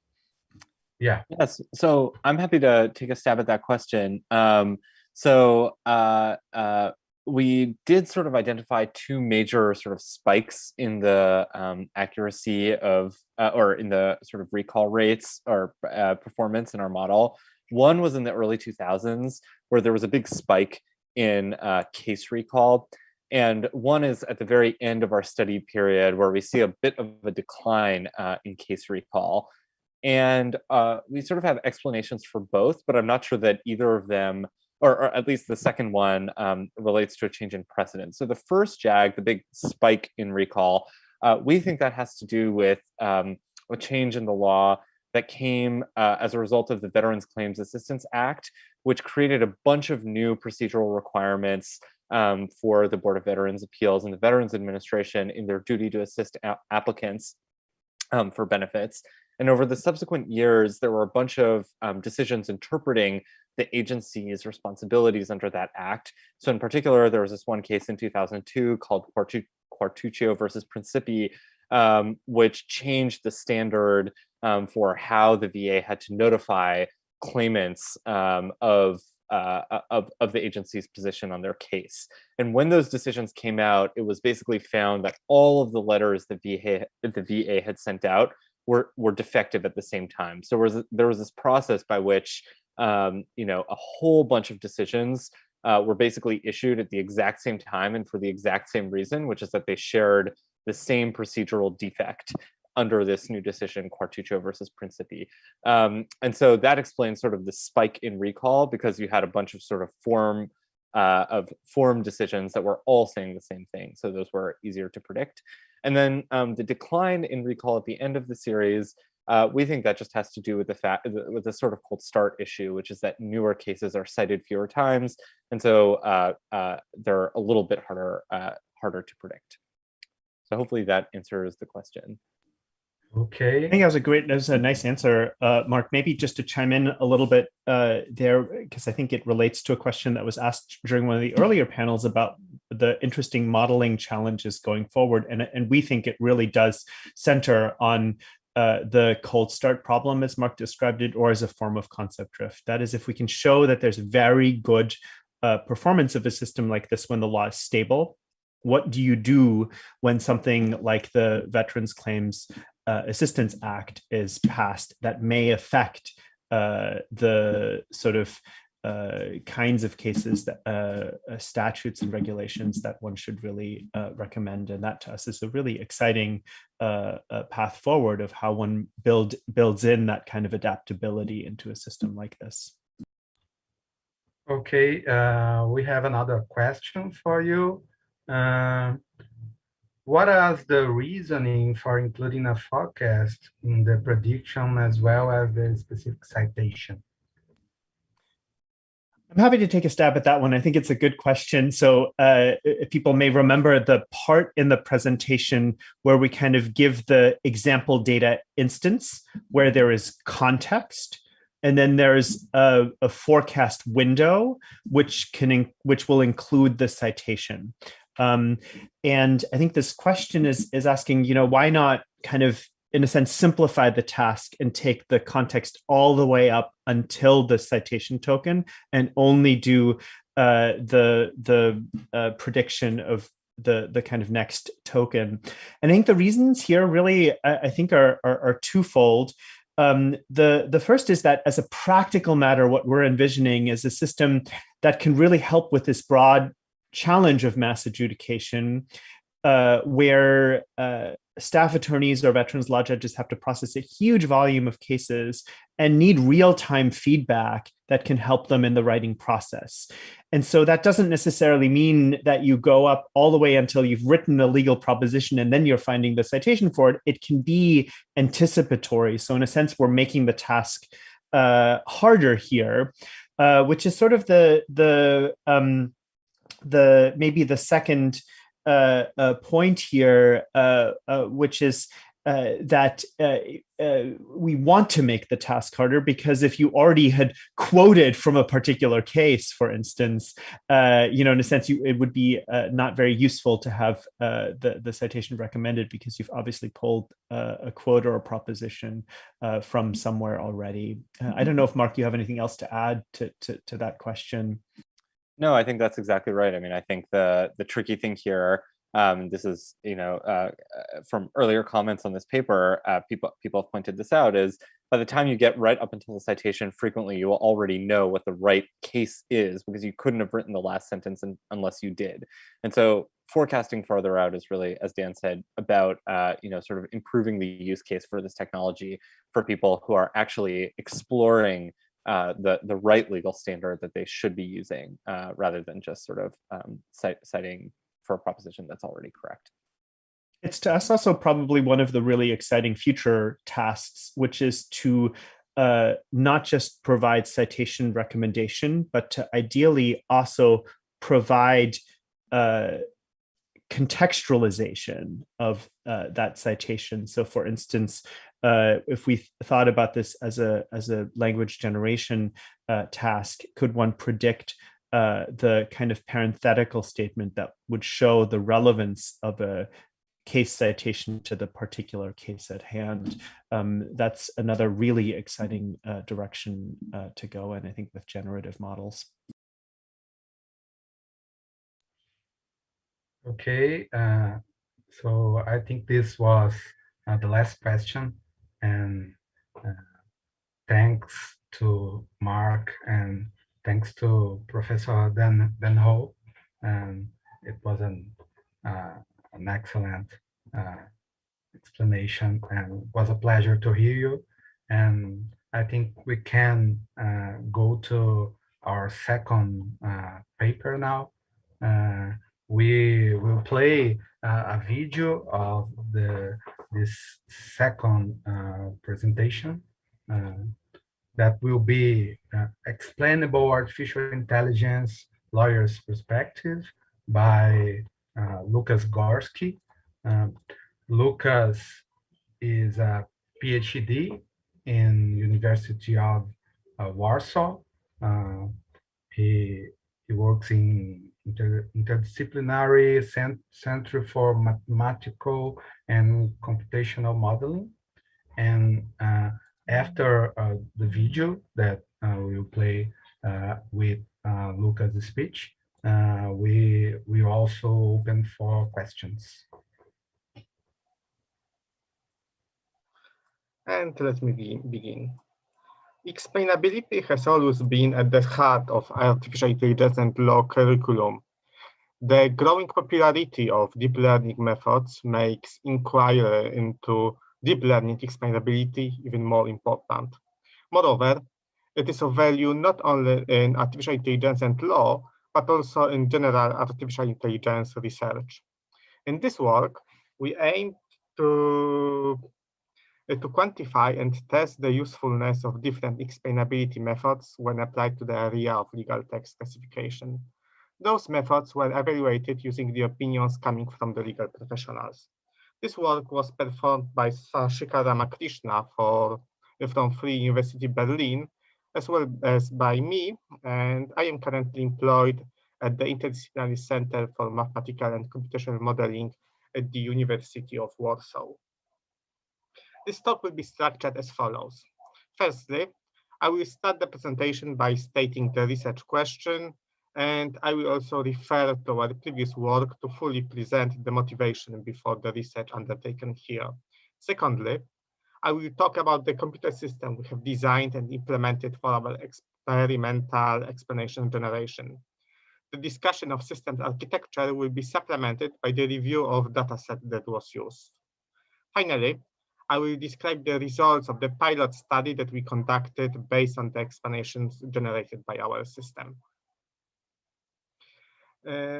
So to begin, when the motivation is concerned, it should be noted that this work is a significant extension of our previous paper presented at the Xyla workshop during the previous Jurix conference, with extended version accepted into ICOL proceedings.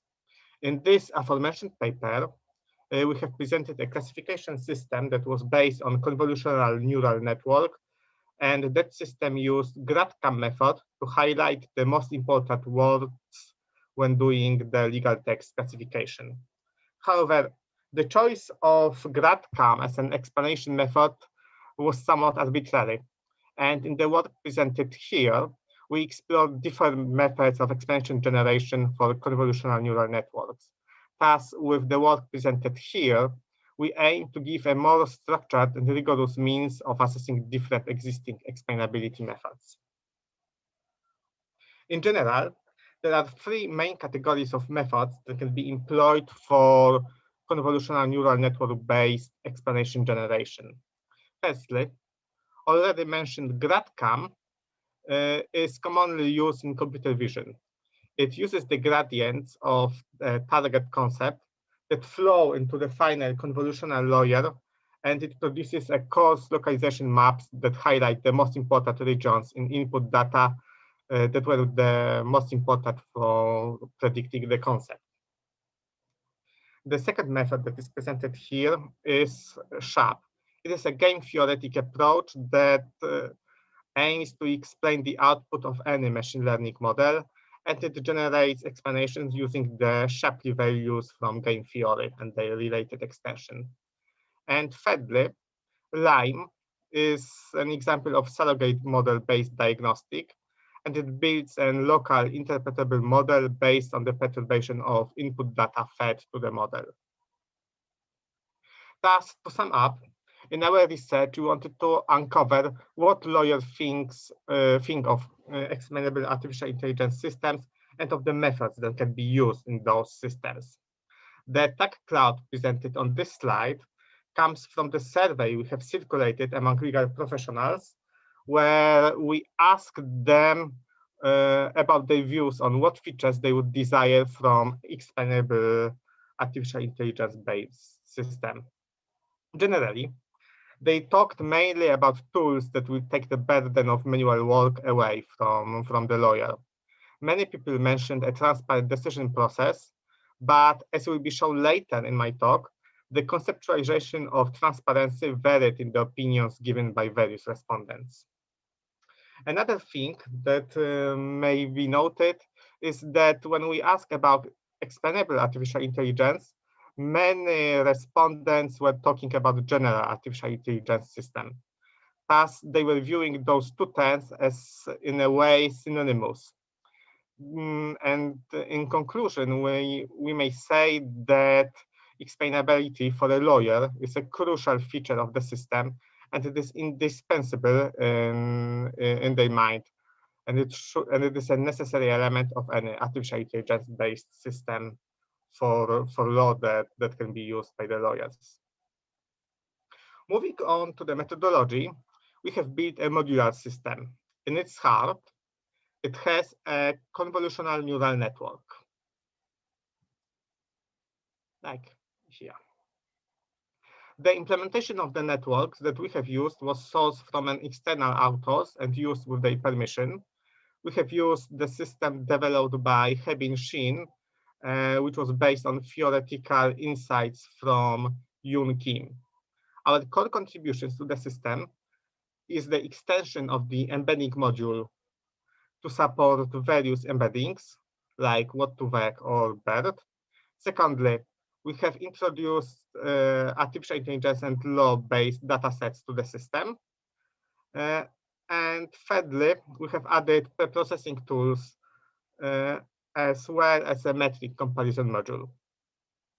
This metric comparison module is based on the insights from computer vision and uses a well-known set of metrics to generate insights into how the system works.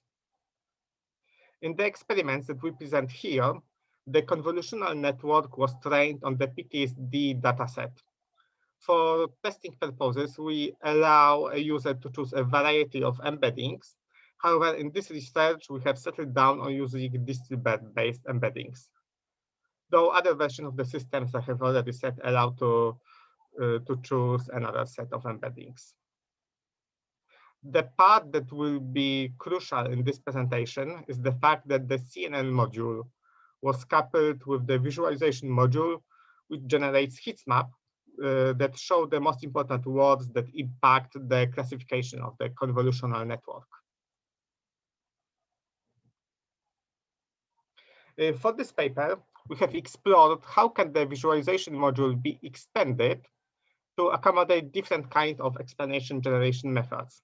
In addition to GradCam, which came out of the box in the CNN implementation that we have sourced, we have coded a SHAP and LIME explanation generation module.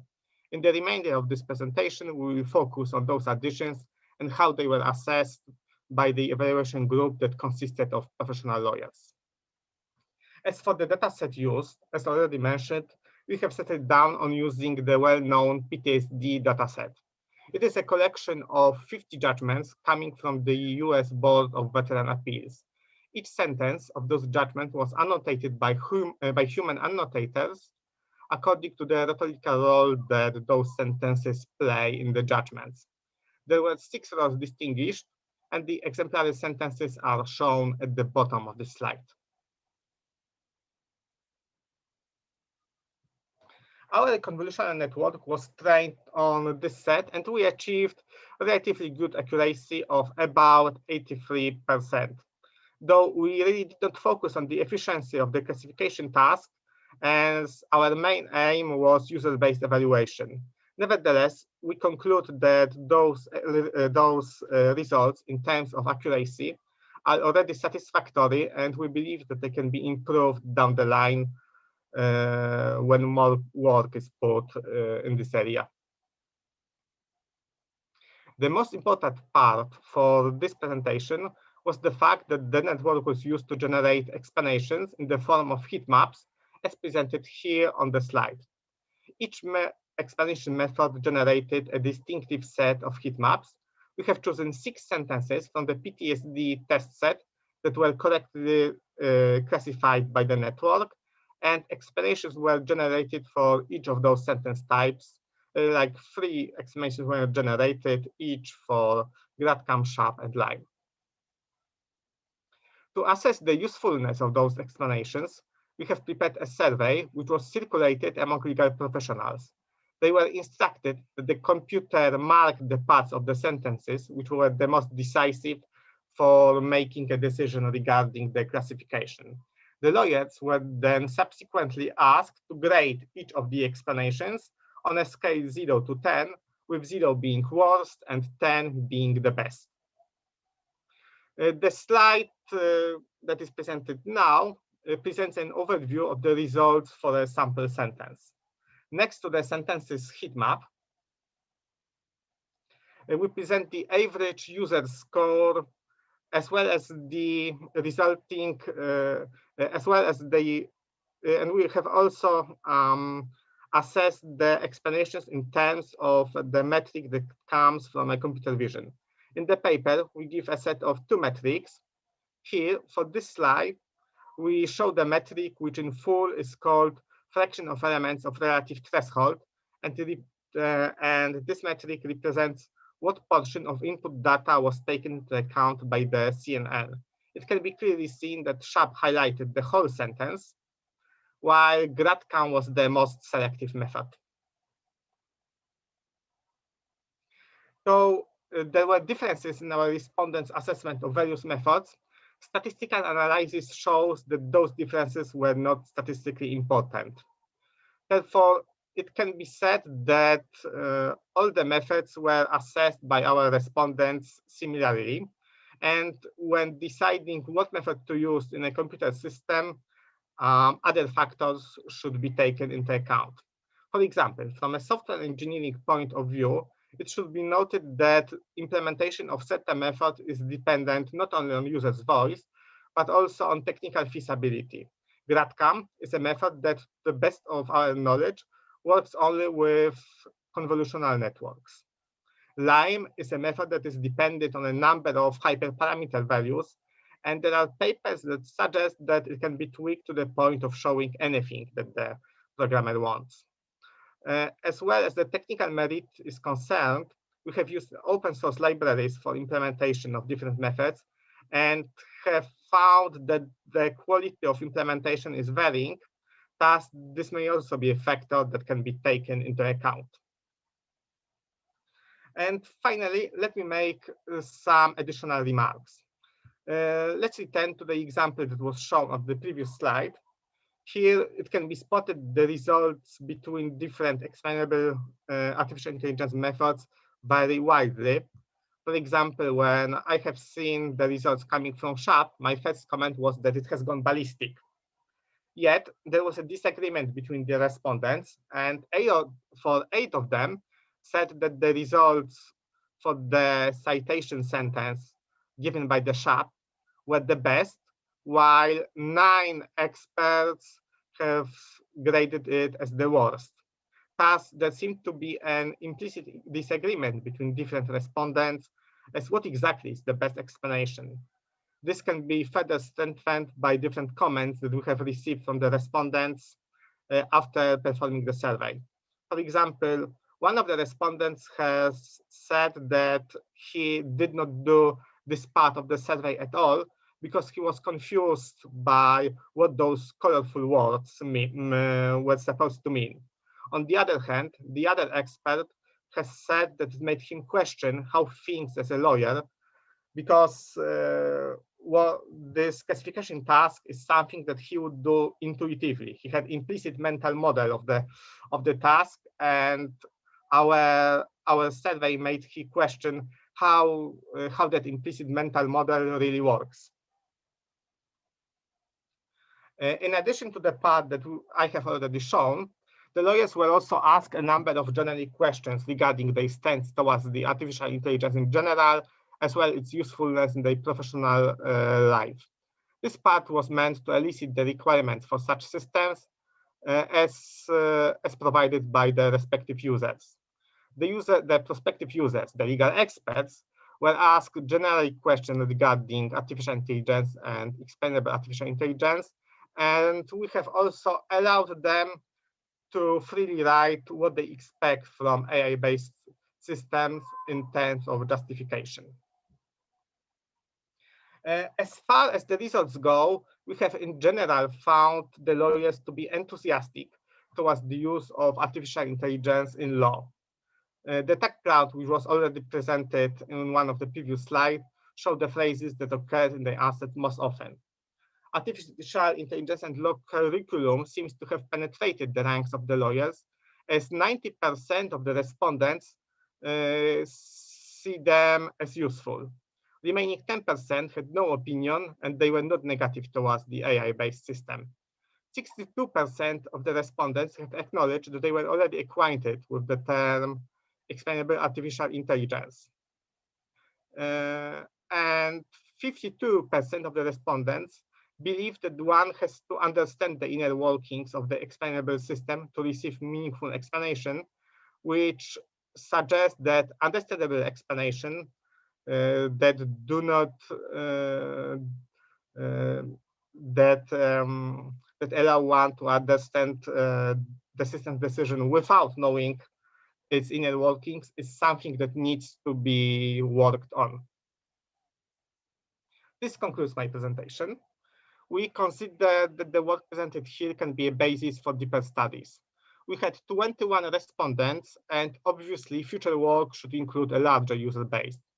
Explanations can be tested using different datasets and other visualization methods, and a more in-depth studies of lawyers' conceptualization of explanation should also be conducted.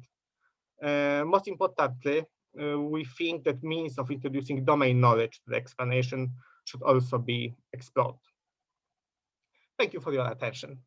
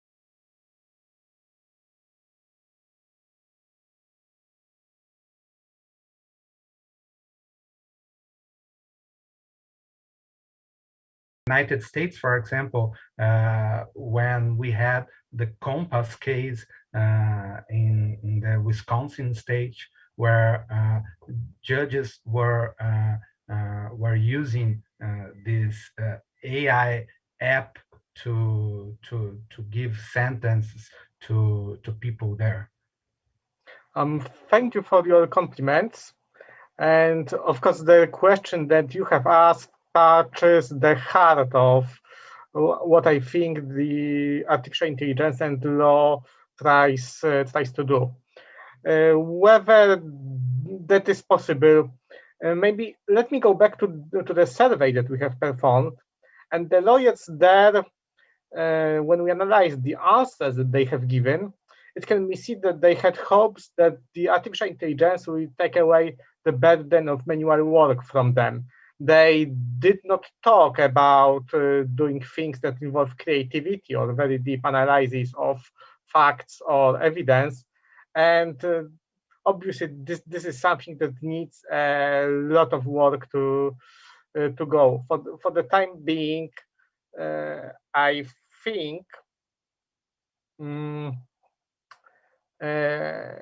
I think that this artificial intelligence law tools can be used as in a supporting role, and the hardest cases will be something that has to be left out for the human.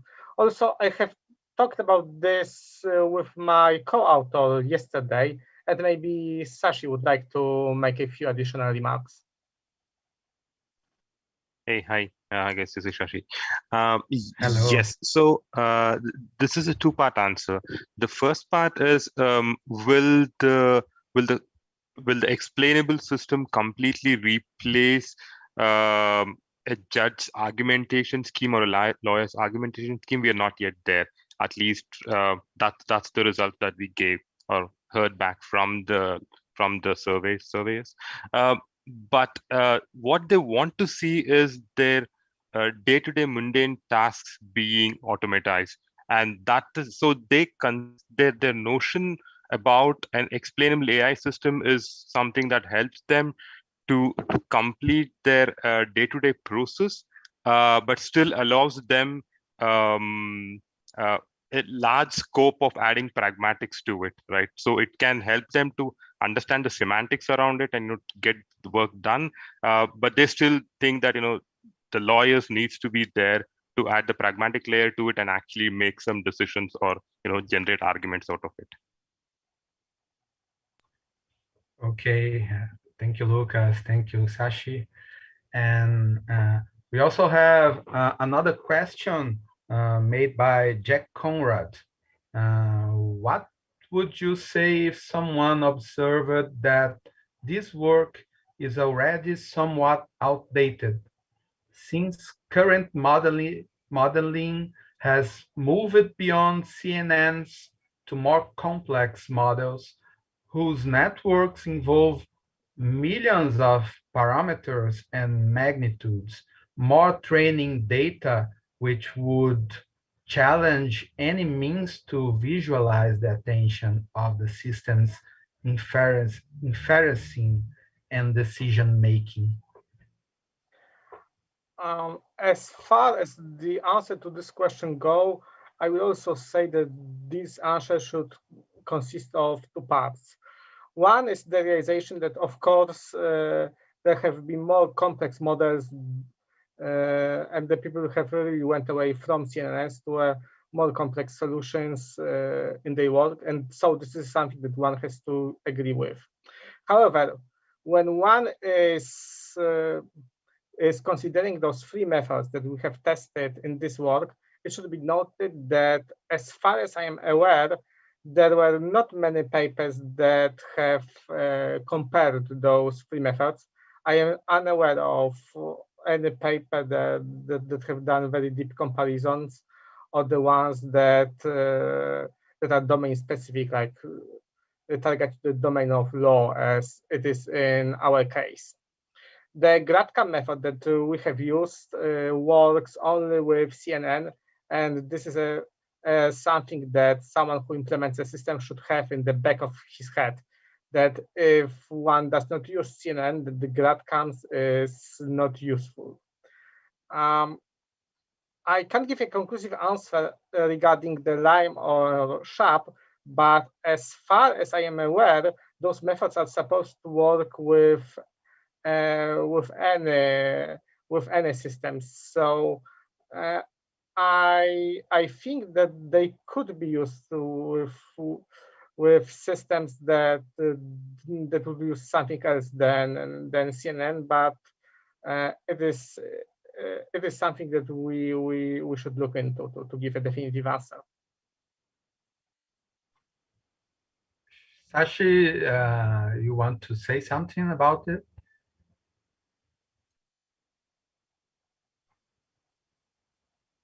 Hey, sorry, I was on mute. Yes, a little bit.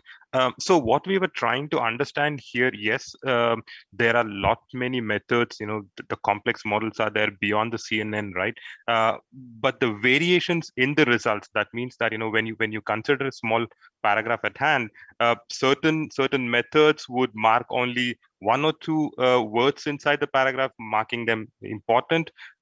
Some methods would mark the entire paragraph, that means important. So when you're looking at the complete spectrum, that is when you're trying to understand what is the perspective of a lawyer who's viewing it. Does he think that the entire paragraph is I mean, we're talking about the mental model of a lawyer. Does he think the entire paragraph is important when you actually talk about an explanation? Or do you think only few words are important? So this was also a very important aspect that we tried in.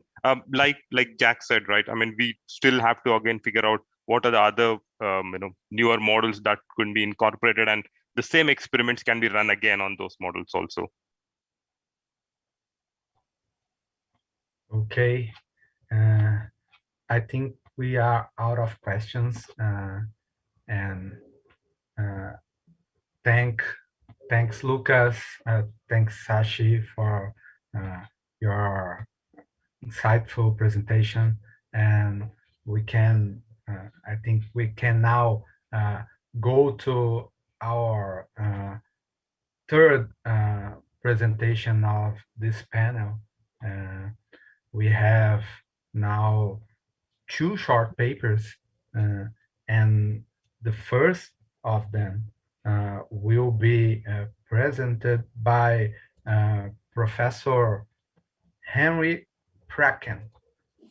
Professor Pracken is a senior lecturer in the Intelligent Systems Group of the Computer Science Department at Utrecht University, and professor in legal informatics and legal argumentation at the law faculty of the University of Groningen, both in Netherlands.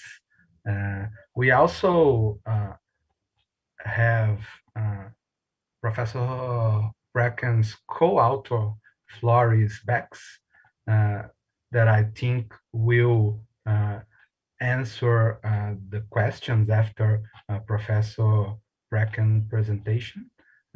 Professor Floris Bex work at the Department of Information and Computing Science of Utrecht University and the Tilburg Institute for Law, Technology and Society of Tilburg University, both in Netherlands also. So, Professor Pracken, it's a pleasure to hear you, and whenever you want, you can begin your presentation.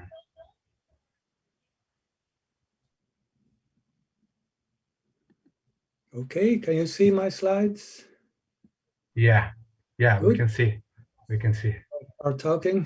Thank you. So our paper is indeed on the relevance of algorithmic decision predictors for judicial decision making.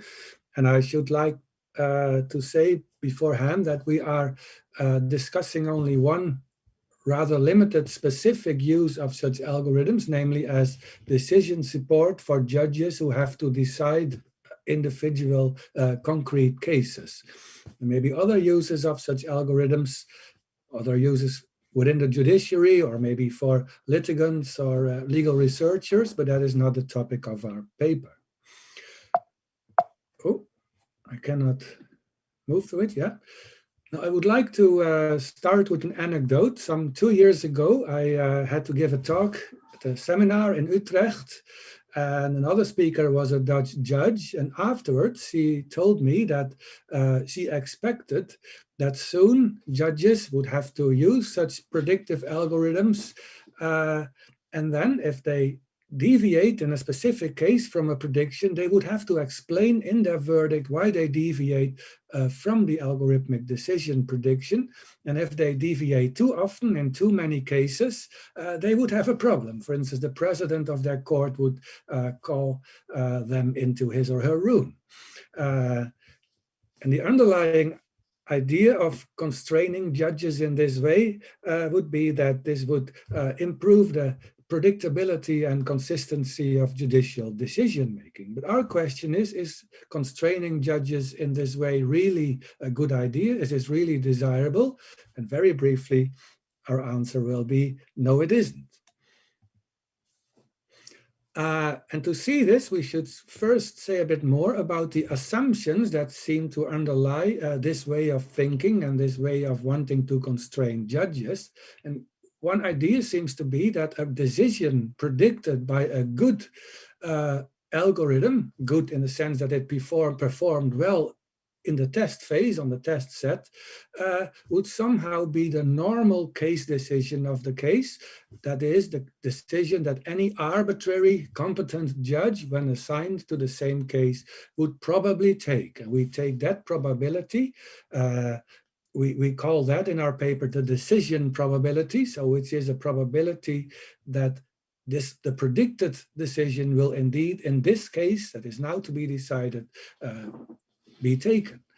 And then it seems rational to require that the judge can only deviate from the prediction if he or she can point at special circumstances in the case at hand. If she cannot do that, then the judge should go along with the normal decision.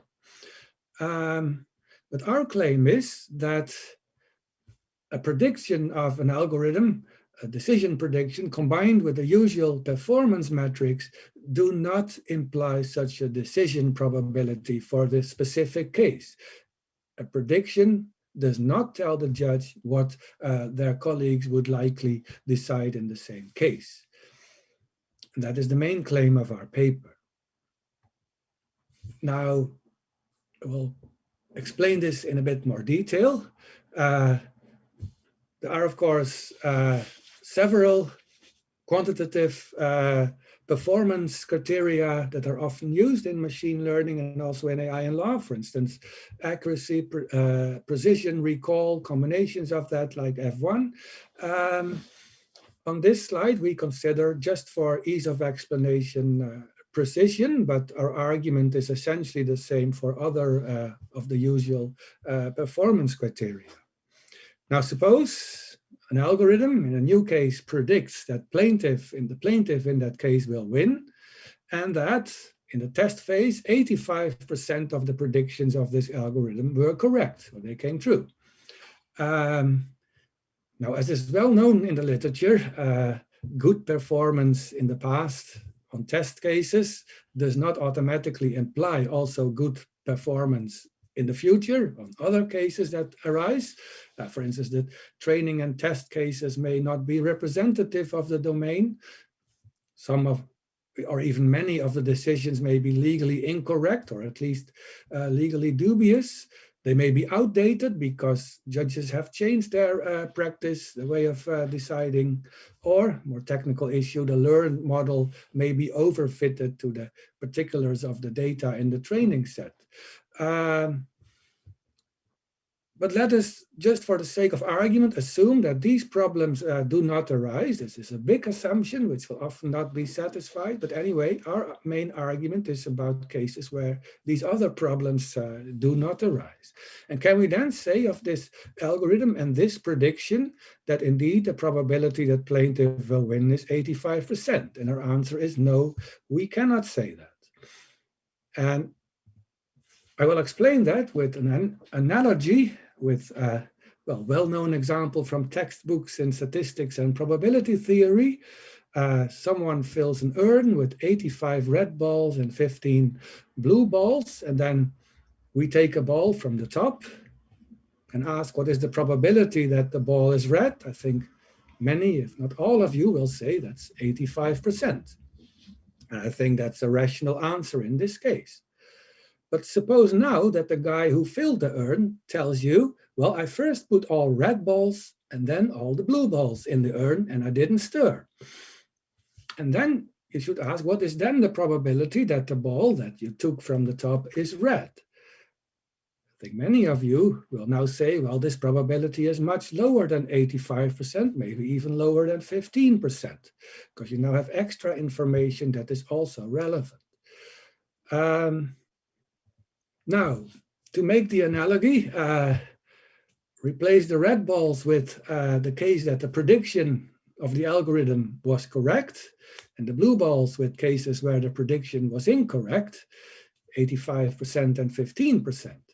And what we have here is what philosophers call the problem of the reference class. And this is the problem that the step from frequency information about classes of events or individuals to an individual probability about the specific event or individual, this step is not automatic. There is a logical gap between the two. And in fact, philosophers have explained that applying a frequency statistical probability to an individual case in fact expresses a relevance judgment. It says that the only things that are relevant to the case at hand are what is stated in the frequency. So in the urn example, the only thing that is relevant would be relevant with the 85% frequency would be how many red and blue balls are there in the urn.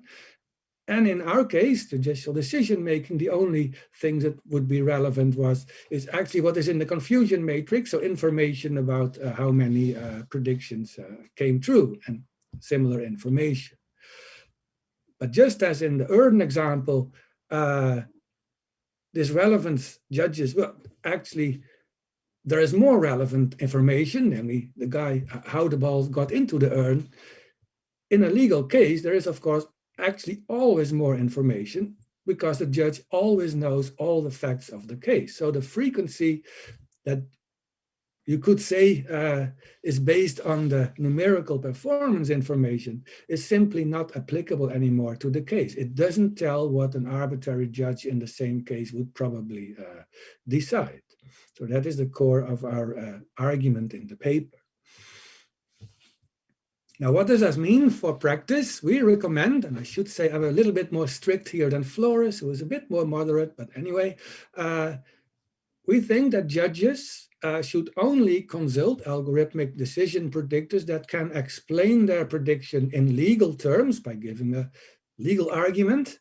And then, this is my bit, they should only look at the explanation. They should not consider the numerical performance information, because doing so can be misleading because, again, it doesn't tell the judge what an arbitrary judge in the case would probably decide. It doesn't tell that this is the normal decision that the judge should take, and that the judge can only deviate if he or she can find special circumstances in the case. So going back to the Dutch judge, this idea of constraining the judge in this way by algorithmic decision prediction is not a good idea. It will not promote the predictability and consistency of legal decision-making in desirable ways.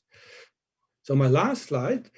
Now, since the explanation for the prediction is so important, the legal reasons given for it, we also think that evaluating the quality of these algorithmic decision predictors should happen in a different way. We should focus less on these numerical performance criteria like accuracy and so on, and more on maybe more old-fashioned qualitative evaluation methods where we maybe have human users who kind of give us insight into the usefulness or at least understandability of the explanations, and human evaluators who can evaluate the quality of the legal arguments given. Okay, that was it. I thank you for your attention. Thanks, Professor Henry. We have one question already, but I'd like also to make a question from myself. You just said that judges should only accept algorithm recommendations if the algorithm could justify its recommendation by legal reasoning, legal arguments.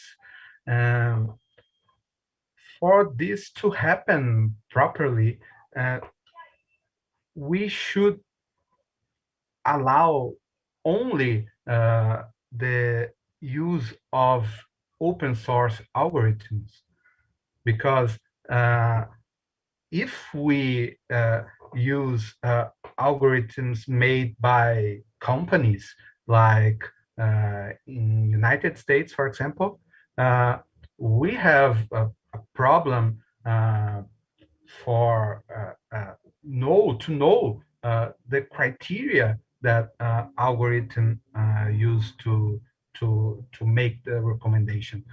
What do you think about that? Well, that is another important issue, of course, with the practical use of such algorithms, but that was not the topic of our paper, actually. So I'm not sure if I can say much about that now. By the way, I should say we don't claim that judges should always accept the predictions when they are accompanied by a legal argument. You should look more at such algorithms as, well, giving peer advice. So it's such as, in the same way as we, maybe judges, ask their colleague judges, what do you think of this case? And then they can discuss it with each other, but the deciding judge always has to consider the value of the advice of his or her colleague on its own merits. So we don't even claim that this kind of predictive algorithm that can explain its predictions should by default be followed by judges. It's more a kind of useful information source to consult, but in the end the judge should perform their own thinking about the case. The other topic would be a topic of a new paper, I think. Okay, thanks, Professor. And we have other questions also. The first one from Michael, I think. If a judge deviates from a well-established line of judicial opinions or earlier case law, this deviation should be properly justified. Of course, algorithmic prediction is something else than a well-established line of earlier case law. However, let us assume that the algorithm prediction is adequately explained via some argumentation system, and this argumentation is sound. In such situation, shouldn't we expect the judge to justify the deviation from the explanation representing prediction? Well, the key issue here, of course, is how do we know that the argumentation of the system is sound? In the end, the judge who gets this advice from the algorithm has to assess the quality of the argumentation. But partly this can be done in the evaluation phase. This was the recommendation on my final slide, just like maybe the famous evaluation of the Mycin expert system in the 1970s, where the quality of the medical diagnosis and treatment advice was assessed by senior medical human experts. You could do the same with a predictive algorithm, and then you could have some information about the general quality of the advice given by this algorithm. But even then, it is in the end the judge's task in the case to assess the quality of the argumentation given by the system. We don't know. It doesn't come labeled as sound to us. Okay, a third question here is from Bart Verheij. can you relate your position to the claim by Towin and Pollock that probabilistic reasoning is not enough and that a form of the feasible argument is needed? Yes, I think this pertains to the philosophical problem of the reference class, and Bart knows just as well as me that in the early days of non-monotonic logic, several researchers indeed proposed forms of non-monotonic logic as a way to deal with the reference class problem. For instance, Ron Louis, who some of us still know, said this was in the end an application of the specificity principle in comparing and choosing between conflicting arguments based on conflicting statistical generalizations. So yes, this is my answer to Bart. Okay, we have also a question by Elton McCarty. Your argument from the earner knowledge is that the judge always knows more about the case than the simple numerical prediction. But if the issue is whether a judge should explain a deviation from the numerical prediction, wouldn't it be consistent with your argument to expect the judge to explain what is about the case that is distinctive? Being he says that he's been a devil's advocate here. No, it's a very interesting question. I hope I understand it correctly. I mean, I think, as I understand the word distinctive, but I'm not a native English speaker, this is what judges always have to do. They always have to say what are the essential grounds and essential facts in the case that supports their decision. That is what my answer is. I mean, the judge simply has to consider all the facts of the case and then give the justification for their decision. There is no sense of comparing this, I think, meaningful sense in which the judge can do that with comparing it with the algorithm's prediction, maybe with the algorithm's argument, but that is that could be done, that the judge at some point gets the obligation to say something about the argument given by a good algorithmic decision predictor. Do I see it correctly that my co-author is now asking a question to me? I think he is making a comment. Okay. His comment is, I guess, that even if I think he's making a comment, not a question. Flores is not in the room, I see.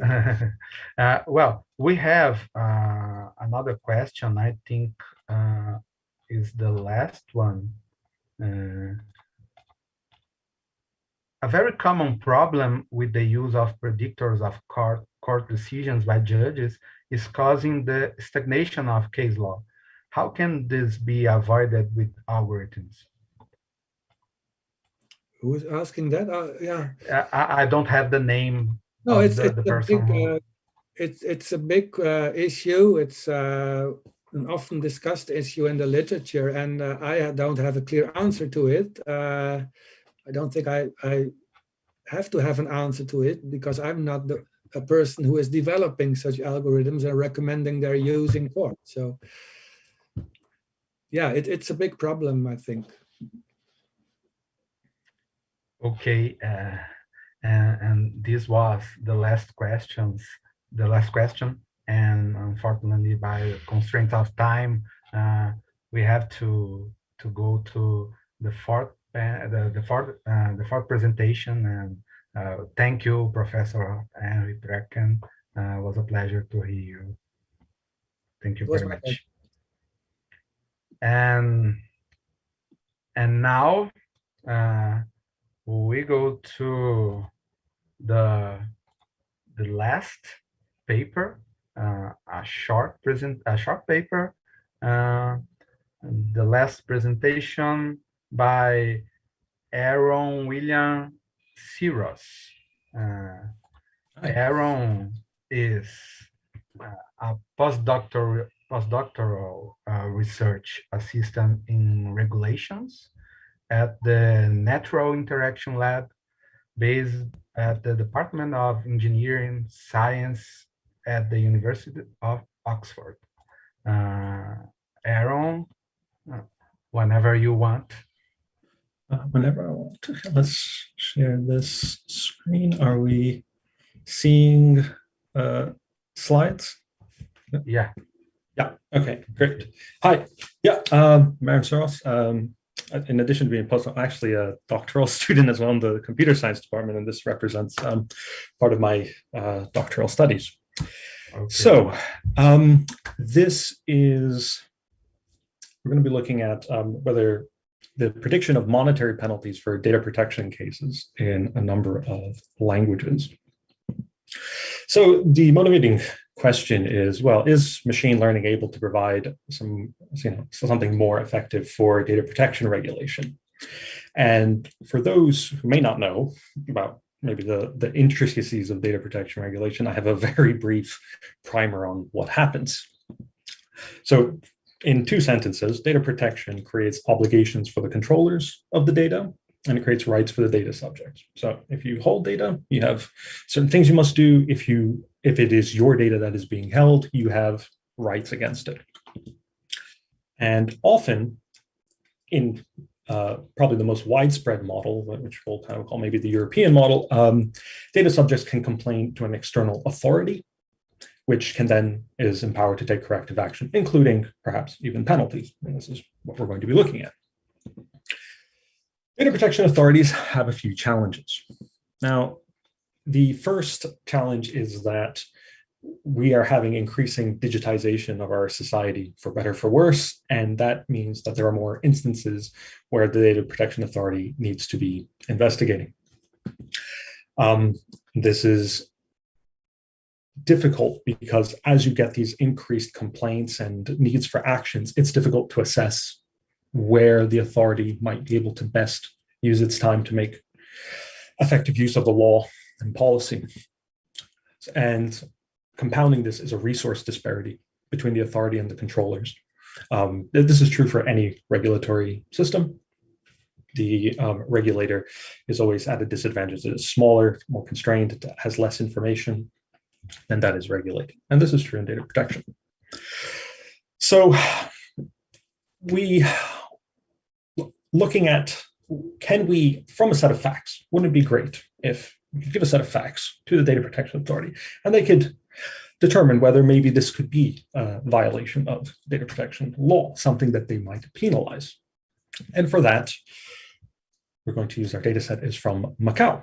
Macau is a special administered region in China, sort of less famous than its sibling, Hong Kong. See, it's a small little jurisdiction. It's a former Portuguese colony, and that has continuing influence on the public administration. Most notably here is that they use Portuguese in the legal language, and also that they adopt, and because they're a special administered region, they can kind of write their own laws. So they're not constrained by Chinese law in everything. And like I mentioned, it's modeled, so their data protection legislation is modeled on the European model. So we have a little bit of generalizability here at the end for our conclusions. So in Macau, the law is the Personal Data Protection Act. It's very similar to what you'll find in GDPR or the European General Data Protection Regulation, and similar. It is overseen by the Office of the Personal Data Protection.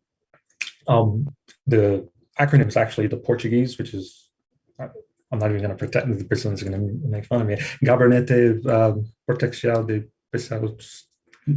Data Pessoas, something like this.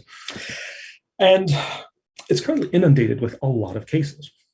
In the last year, it had just a shy under 3,000 cases. And that represented a 60% increase on the previous year.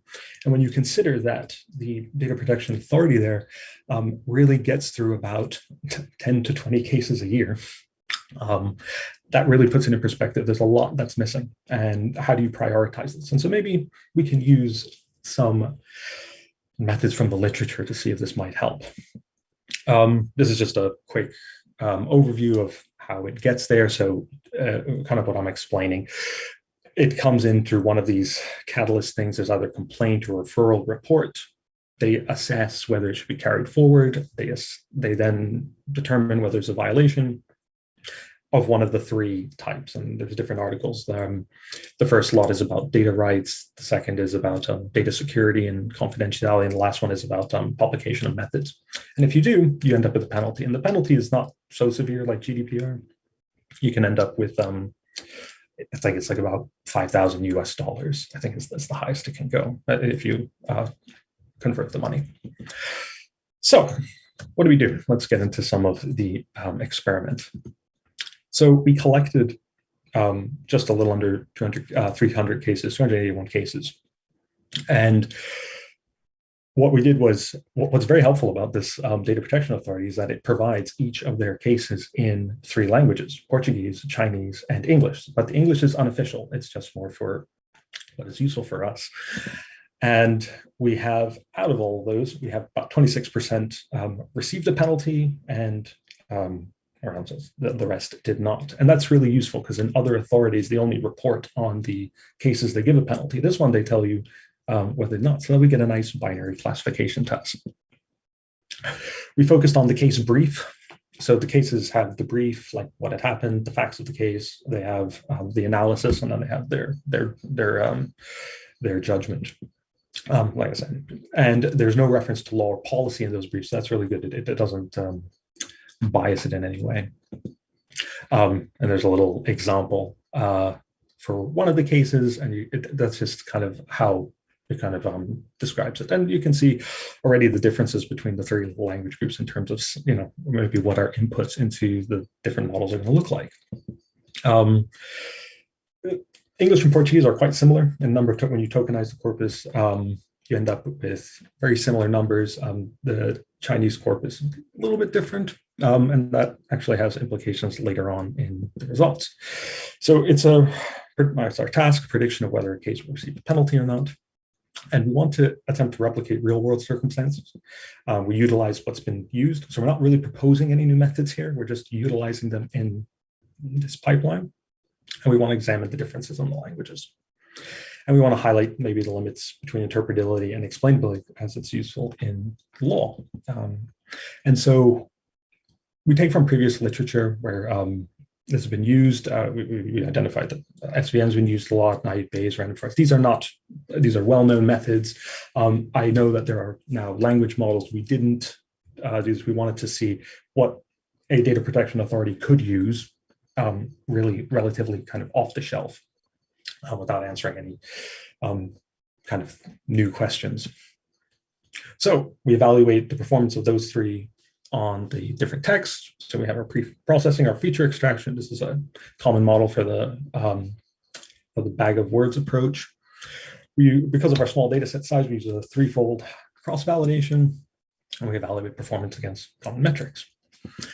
And then we explore sustainability. So here is our table. You can go through a little bit more in the paper as you like. Highlighted obviously means that was the most performant. It's interesting that at least in F1 scores, there's quite similar for English and Portuguese, and that Chinese is a little bit less performant. And when we used the LIME methodology. So we ended up saying out of all of those, because Portuguese and Chinese SVM was quite good, why don't we just look at SVM? So we took one of the folds in the model, and this is just for a qualitative look. This is not to derive anything special. So we took which were cases that were the same, that they all classified the same as getting a penalty, and what were the predictive features. Now, because it's a bag of word approach, the kind of determinant features are a little bit nonsensical and in isolation. So it's interesting. So this case was about a photograph being used and published on a website, and somebody wanted it taken down. A company had been using it for promotion, and they got a penalty. So interesting, in Portuguese and English, photo is one of the biggest ones, but in Chinese, it's not. It's actually the first thing that's kind of positively putting to it is the term "tao sao," which means to complain. And then the one after it is really an anonymization of the, it's E or Y in Cantonese, which means kind of an anonymization. So we don't really have a lot of great reasons why we have a determination this way or the other. And if you look at some of the other features that contributed, they're a little bit different in Portuguese and English as well. And they're completely different in the Chinese. The translations don't all match up. So when you have a multilingual jurisdiction, one, what would you use, particularly if you have two working languages, and whether or not this is useful for interpretability. So could you use these methods in data protection regulation? Well, actually, the previous discussion was kind of useful for it because, yeah, you may want to deviate from your, you are training on past decisions, but there may be factors that you will use that are different. There might be something that's that will qualitatively be different. And we would also argue that probably you might want to do this for case prioritization, but not necessarily for fully automated, full whack, putting through judgments, because you're not going to get sensible answers. And how can you appeal on the determination? You couldn't, because you're not going to get something that's meaningful in terms of an explanation. And some of the further questions that we had for our, that was left a little bit open, but we discussed it a little bit more in paper. So what happens when regulatory priorities change? So your training data is one way, but your priorities may change as a regulator. You may want to focus on different aspects of the law, but your previous cases are decided in a certain way. Therefore, your system will now be less effective, and it already has pretty questionable performance already.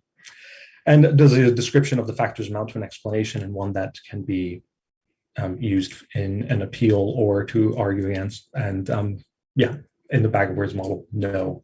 We'd be interested in using other like language models and BERT and their derivatives, start looking at things like that to probably derive some more semantic, capturing more semantic meaning. So that's it. I think I'll draw it there. And like I said, you can look at the paper, you can email me some questions or complaints or whatever you like. Yeah, thank you very much. Okay, thank you, Aaron. You stick to the time as a Britain used to do. Well, we have a question for you. I don't have the name of the person who made it. It's okay. Quiz me.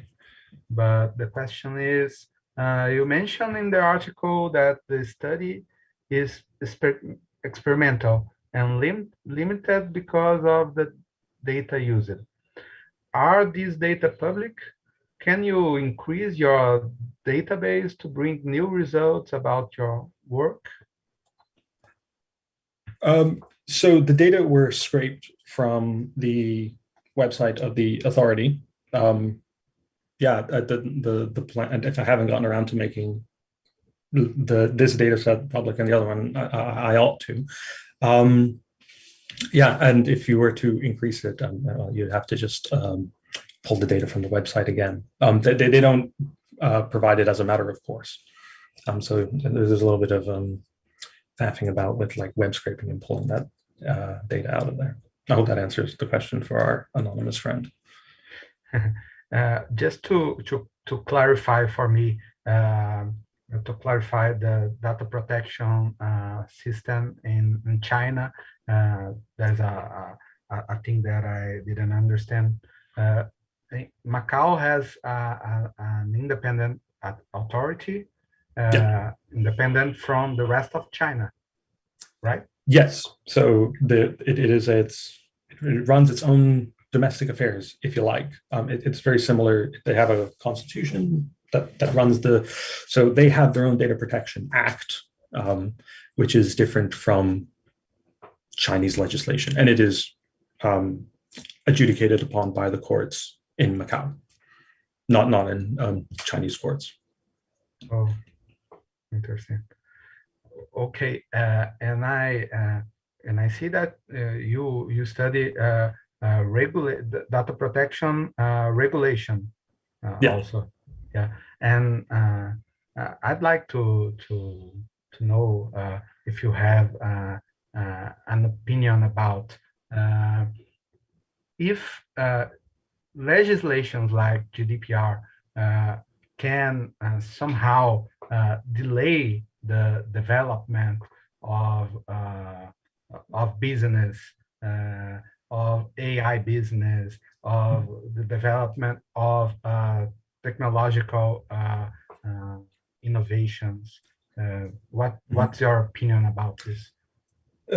So actually, it's an interesting question, because in this, would even the data protection laws even come into it? And I'd argue probably not, because you're not processing really any personal data, personally identifiable data, unless if you're not naming anyone.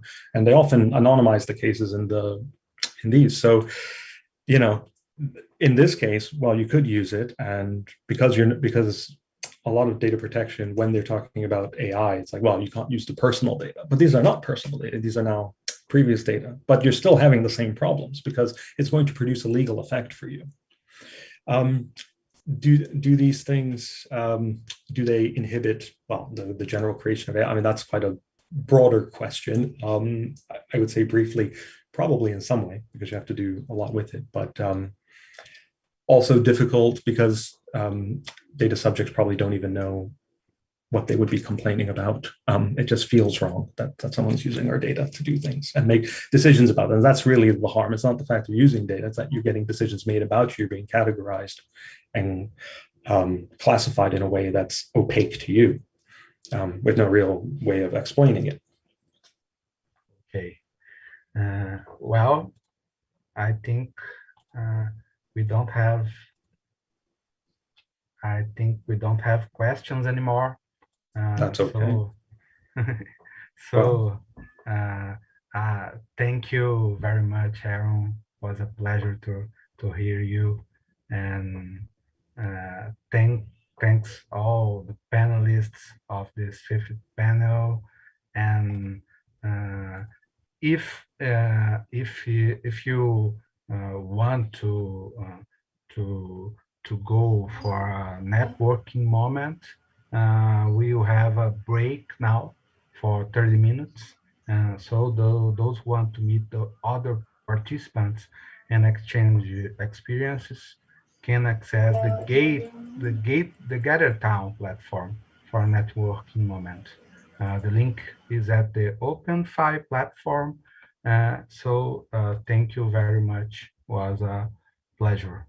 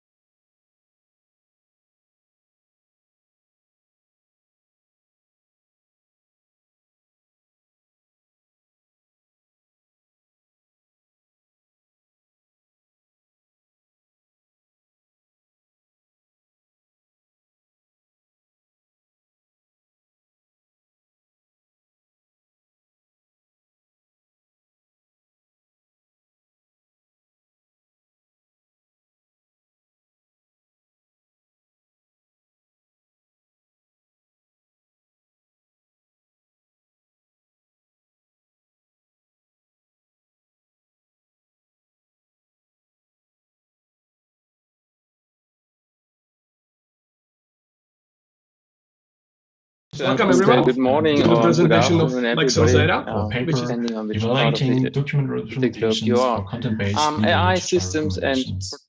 And this is a joint work with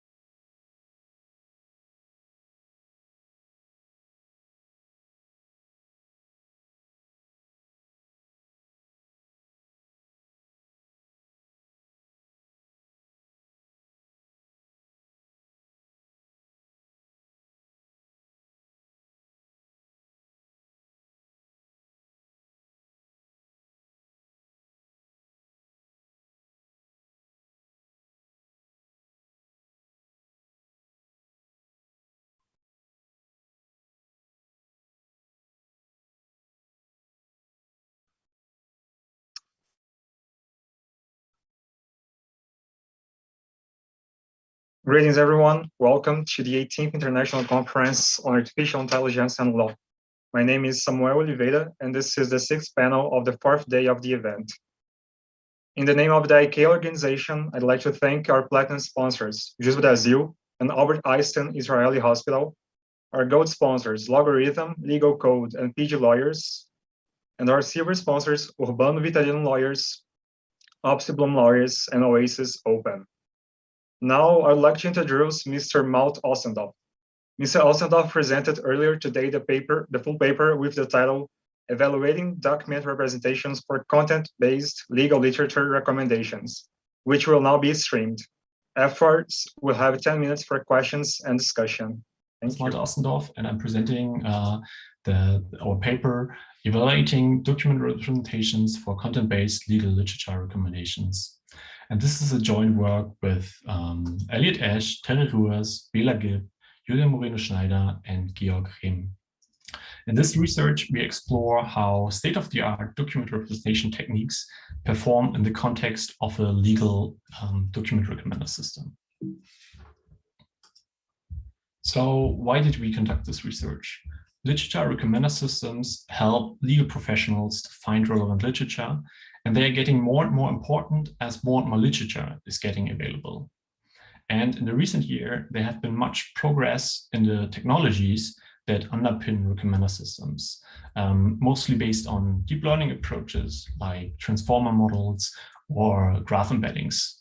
So the question is whether these improvements are also beneficial in the context of a legal recommender system. Besides the technical aspect, we conduct this research also with reproducibility in mind. In general, recommender system research is known to have a reproducibility issue. And this issue also exists for legal recommender systems, where evaluations are often based on a small-scale user study, and also the evaluation data is rarely published. And this leads to inconsistent research results and makes it very difficult to actually reproduce the research. And that's why we set ourselves the following two research objectives. First, we want to evaluate a large variety of state-of-the-art methods. And second, we want to use publicly available data sets so we can make our work reproducible. This brings us to the data sets that we use in our experiments. We have three main criteria for the data set. That is an open license that allows us to share the data without any restrictions. And the data set should be also sufficiently large and also reflect different information needs.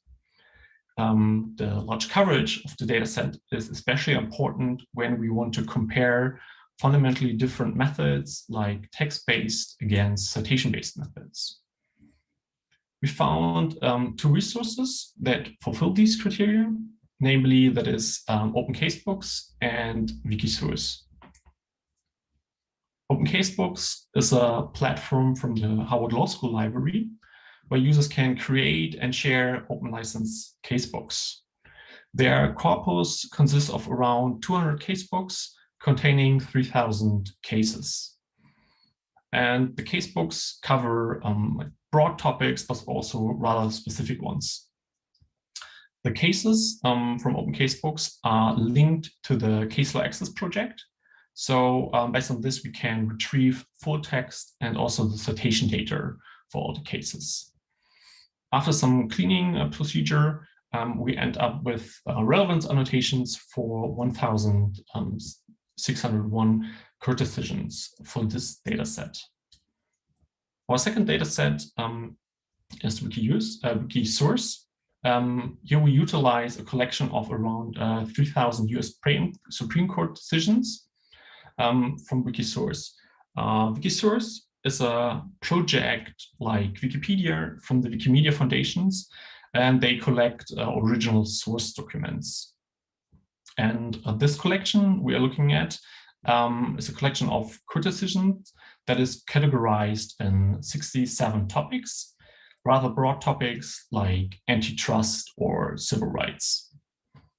A source for the full text and citations we map the court decisions to the court listener corpus to have all the data available. And here, as a result, we have relevance annotation for 1,363 court decisions.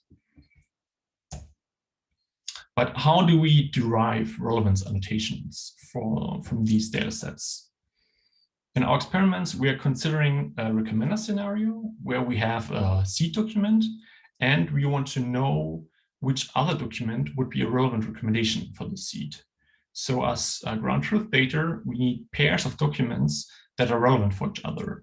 And the two data sets provide exactly this information.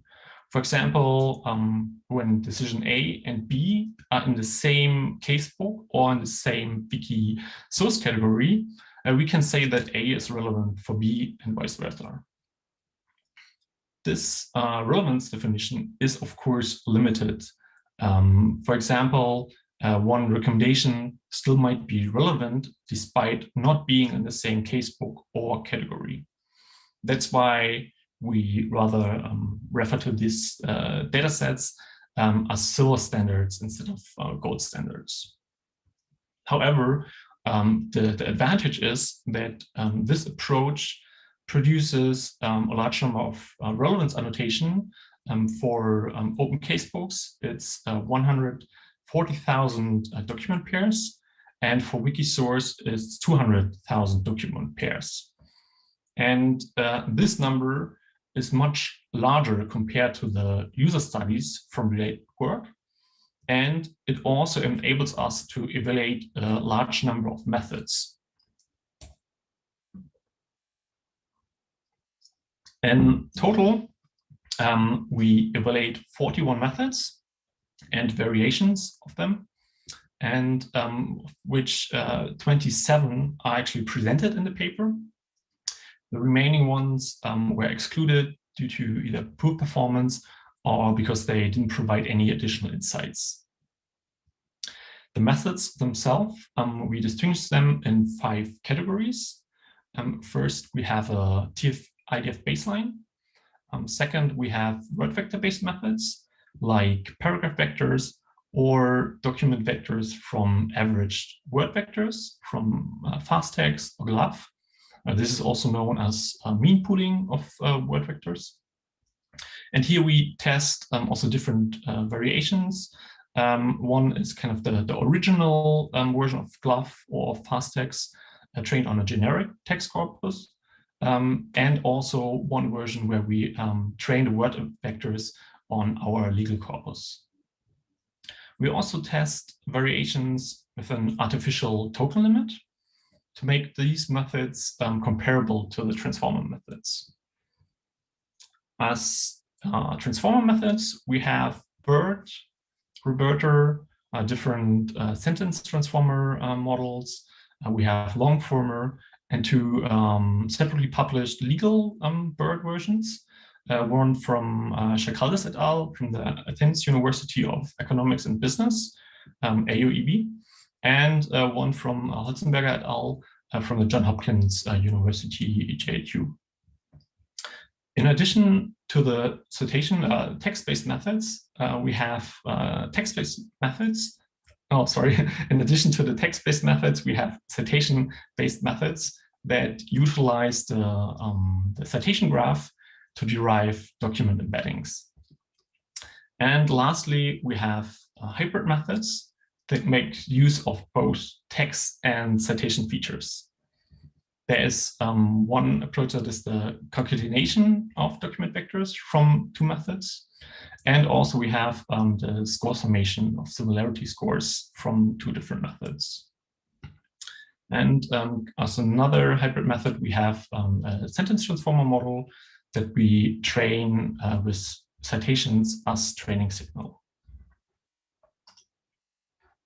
Before I dive into the actual results, some more words on our evaluation methodology.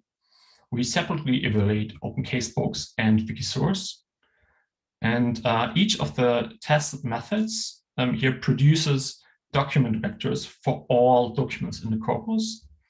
And then based on the vector representations, we then perform a k-nearest neighbor search to retrieve five most similar documents, which are then used as recommendations. For the evaluation, we then compare the seed document and the recommendation candidate with our silver standards to determine whether it is a relevant recommendation or not. As a performance measure, here we have precision, recall, mean reciprocal rank, and our primary metric is mean average precision. Just as a side note, we set K to 5 because of the user interface where we want to deploy our recommender system. We also experiment with different K values, but found the results to be similar. All right, so let's start with the actual results. In this table, we have the tested systems, the dimension of their vector representations, and then the performance metrics for open casebooks and Wikisource. And we have the rank that's based on the average MAP over the two data sets. And this is also how the rows are ordered in this table.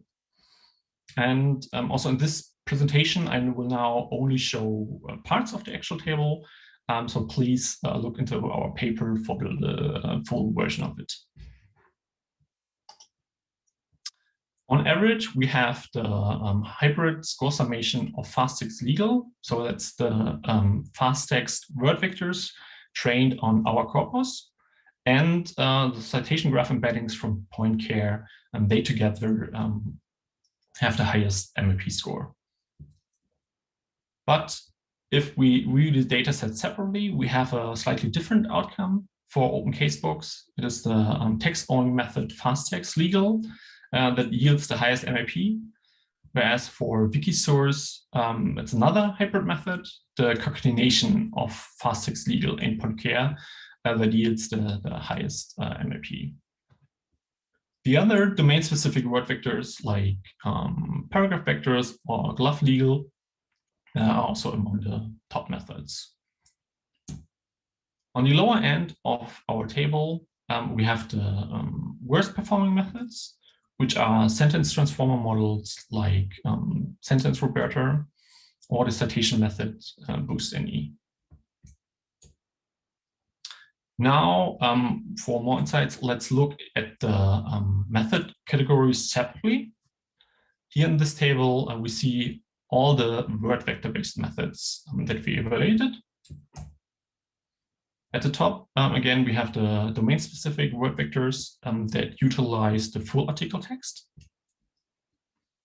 We see that also limiting the document text to a length that can be processed by the transformers does harm the performance, as we can see here with fast text legal limited to either 4096 tokens or to 512 tokens.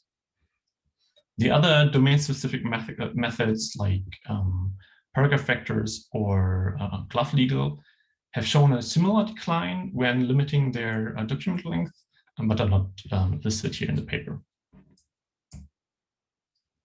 But more important than the token limit is the in-domain pre-training of the underlying word vectors.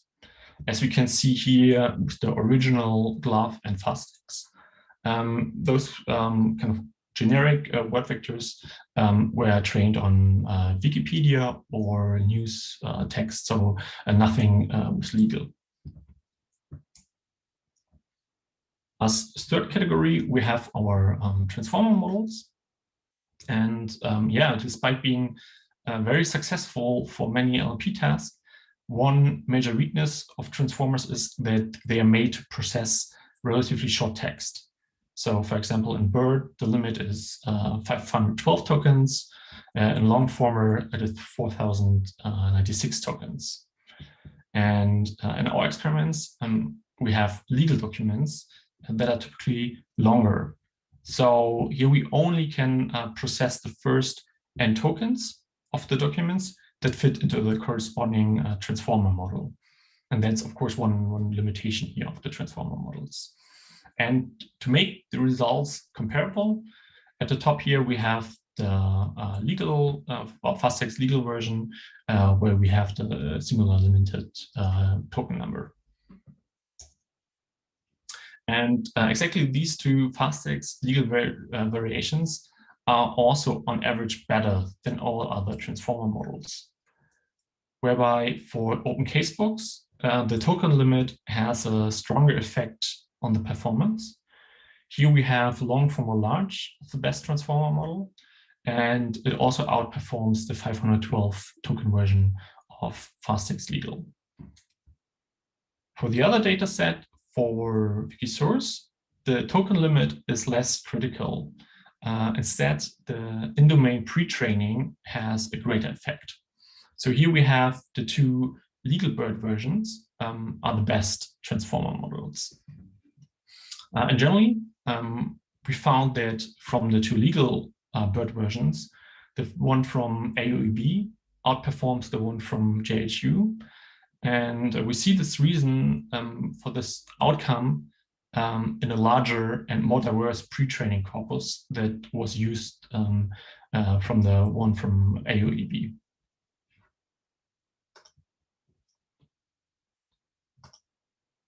Similarly, we see that among all transformer models, the large version outperformed the base version. For example, here, Longformer or BERT. But yeah, overall, the performance of the transformers is relatively low. But one could expect that there might be a performance gain when, for example, you would train a Longformer model on a legal corpora. Yet these potential performance gains will most likely not justify the computational effort, in particular when we already have very simple and yet effective methods like averaging word vectors. And this is also what we found when we analyzed how the performance changes depending on the length of the seed documents. And there we found that even for short documents, fast text legal outperformed all the transformer models. In addition to the text-based approaches, we also evaluate citation graph embeddings. And in this category, we have a SPAT method, point care, closely followed by walklets. And overall here, we found that there's a strong dependency on the availability of citations. And that's why we say, or we suggest that these citation methods are actually better combined with text-based methods. And this is exactly also what our evaluation of the hybrid methods show. Here as hybrid methods, we focus on the combination of the previous best single methods, which are fast text legal and point care.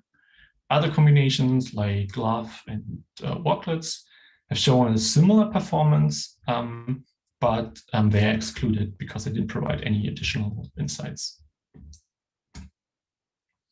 The best methods in this category are also the best methods overall, and that is the score summation of fast text legal and point care. And again, here we also see a difference between the performance of open casebooks and Wikisource. While for open casebooks, the score summation is the best hybrid methods. For Wikisource, it is the concatenation of fast text legal and point care. Other combinations, especially the one from two text-based methods, like here fast text legal with Longformer, do not lead to the same performance gains as the combination of text and citation-based methods. And why the combination of text and citation improved the results is clear when we now have a look at the similarity of the recommendation sets. In this heat map, you can see the Jacquard similarity of the recommendations of two methods, where Jacquard similarity of 1 means that all recommendations are identical, and 0 means no overlapping recommendations. And what you can see here is a higher similarity between the text-based methods and also between the citation-based methods.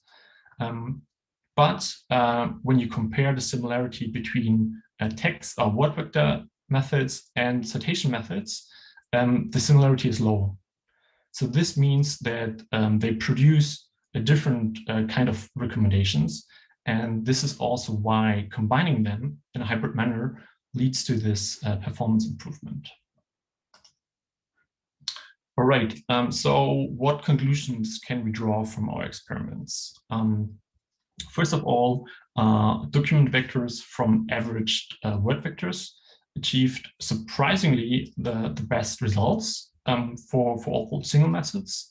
In particular, fast text word vectors trained on our legal corpus performed the best on both data sets.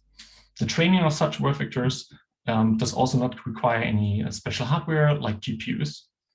And even when we introduced this artificial token limit, the performance of fast-text legal was still comparable high.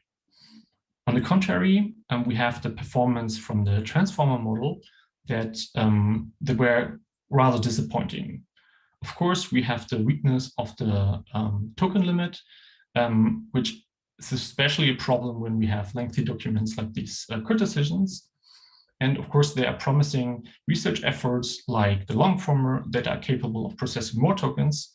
However, right now, training such a model and especially applying it in a production environment requires much more compute resources. And these potential performance gains do not really justify these efforts. Much less effort actually does it take to combine text and citation methods in a hybrid manner. In our experiments, we use very simple approaches like the concatenation of vectors or just adding up similarity scores, and still outperformed all other single methods. Lastly, we also validated our quantitative findings based on the two silver standards with a domain expert who agreed in 70% with our silver standards. And this high agreement and also the large quantity of the two data sets makes them very interesting for future work, where we plan to use them to benchmark also new different document representation methods. All right, thank you very much. Please feel welcome to look at our code and data set. It's all available on GitHub. Thank you, Mr. Ossendorf, for your presence here tonight, and congratulations on your work and your great presentation. I have a first question by Marcelo Lopez, and it's the following question. Is there any special reason why you chose open casebook and weak source as sources for the documents? I noticed that many methods work better on one source than another. Why do you think this happened? Thank you for the question. So first of all, we mainly choose these two data sets, not really because of their documents, but rather because of their relevance annotations. So we could use them actually to evaluate the methods because they had kind of this topic assignments or those casebook assignments. That was kind of the main reason for us to use these two data sets. And then regarding that we have on Wikisource kind of better scores. And this is due to, I think, two things I would say. One is that Wikisource is only about US Supreme Court decisions, where they also cover relatively broad topics, right? It's kind of a special type of documents, and there's not too much diversity in those documents. And this is the other reason, it's probably now more important, is that kind of on average, we have for each C document more relevant annotations in Wikisource than in open casebooks. So just in theory, there are more potentially relevant recommendations. And this is why we see this outcome. Thank you, Mr. Ossendorf. I have another question, and it's the following. In your paper, the documents evaluated were legal documents, such as court decisions. If we were to adapt the system to work on education and scholarly literature, what changes would be necessary? Yeah, thank you again. Basically nothing. So the methods that we used are kind of used in an unsupervised or zero-shot setting. So we don't actually train the models on our evaluation data. So if you now just want to apply these methods on a new corpus, you just need to have basically the text input, and then can derive based from the method or based on the methods your document vectors, and then kind of perform your similarity search on these vectors. So the input is basically text, and yeah, the output are these vectors. So you don't need to do anything else. Well, of course, kind of if you want to evaluate this on a different corpus, which probably makes sense before you want to apply it, then you of course need to have some kind of additional data to measure how good the methods are on your data set. All right, thank you, Mr. Ostendorf. Is there any further point you'd like to address or any comments you'd like to make? Just a part of thanking you for this opportunity to present the paper here. Yeah, nothing. So thanks again. Thank you very much. So moving on, I'd like now to introduce Mr. Jaromír Savelka and Mr. Hans Westermann. Yesterday, Mr. Savelka and Mr. Westermann presented the paper with the title Lex Rosetta, Transfer of Predictive Models Across Languages, Jurisdictions, and Legal Domains, which will now be streamed. Afterwards, we'll have 10 minutes for questions and discussion. Welcome, everyone, to the presentation of Lex Rosetta, which is a work on transferring predictive models among different contexts, such as languages, jurisdictions, and legal domains. As you can see, this work is a joint effort of a sizable team of researchers in machine learning, computer science, and law, coming from many different institutions. And as I already said, this presentation will be delivered by Hannes and myself. So in this work, we investigate the task of segmenting adjudicatory decisions into parts, such as the background of the case, the analysis, or its outcome. We specifically identify the task that is general and fits different contexts. By that, I mean different types of decisions from different legal domains, even countries and legal systems, which also means the decisions can be in different languages.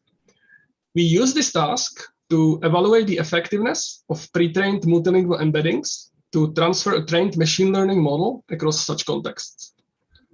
We release the task type schema definition, the annotated dataset, as well as all the code we used in our experiments to the public.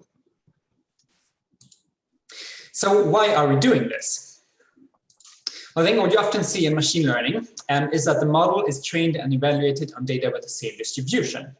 So there's some data set that is assembled, such as from legal cases, often, for example, from the same jurisdiction or in the same language. This is then split into a training and a test portion. The training portion is used to train the model, then the testing portion is used to evaluate the performance of the model. But this doesn't always tell us about how well the model will generalize. What happens if we give it a new unseen data set? Because the model might have learned some specific particularity of the data set it was trained on that will still work well when applied against this testing model, testing data set, but when it is used in practice, perhaps the data looks different and the model might just work very badly on this new data. So here we investigate whether it is possible to build models that generalize between different contexts. And as Jeremy mentioned, by context we mean different languages, different jurisdictions, and different legal domains. So we identify the task that is relevant across many such contexts. And the task that we chose was to segment legal decisions into different portions. First, the segment of the background, where the facts are introduced. Then the analysis, where a judge would discuss these facts and apply legal rules. And finally, the outcome, where it states the results of this. And here you can see a human annotated decision from the Czech Republic that has been annotated with these segments. But this kind of type schema works across many different contexts. So here, for example, is a decision of employment dispute from the United States that has also been annotated by a human with these same categories. So what we can do now is that we can take data from one context, train a model with this, and then evaluate how well it performs on data from another context. So for example, what we've done here is that we've taken a model that is trained exclusively on data from the Czech Republic. And then we've used that model to segment this decision from the United States. And here you see the results of this. So this is purely generated by a machine, these segments, that has never before seen any decision in English, and has never before seen a decision in labor law, but rather has been trained on decisions from the Czech Republic from various different courts. And as you can see, it still works pretty well. And I think this is pretty remarkable. What we're really doing here is that we train a model on data from the Czech Republic, and then we evaluate it against data from the United States that is never seen before, fully unseen data. But despite this, we achieve a weighted F1 score of 0.86. So that is one of the things we evaluate here. But we also look at what happens if we pool multiple such data sets together. So what if we add additional context to data from the Czech Republic and evaluate that against data from the United States? And what happens if we use all of our data set as a pool for training?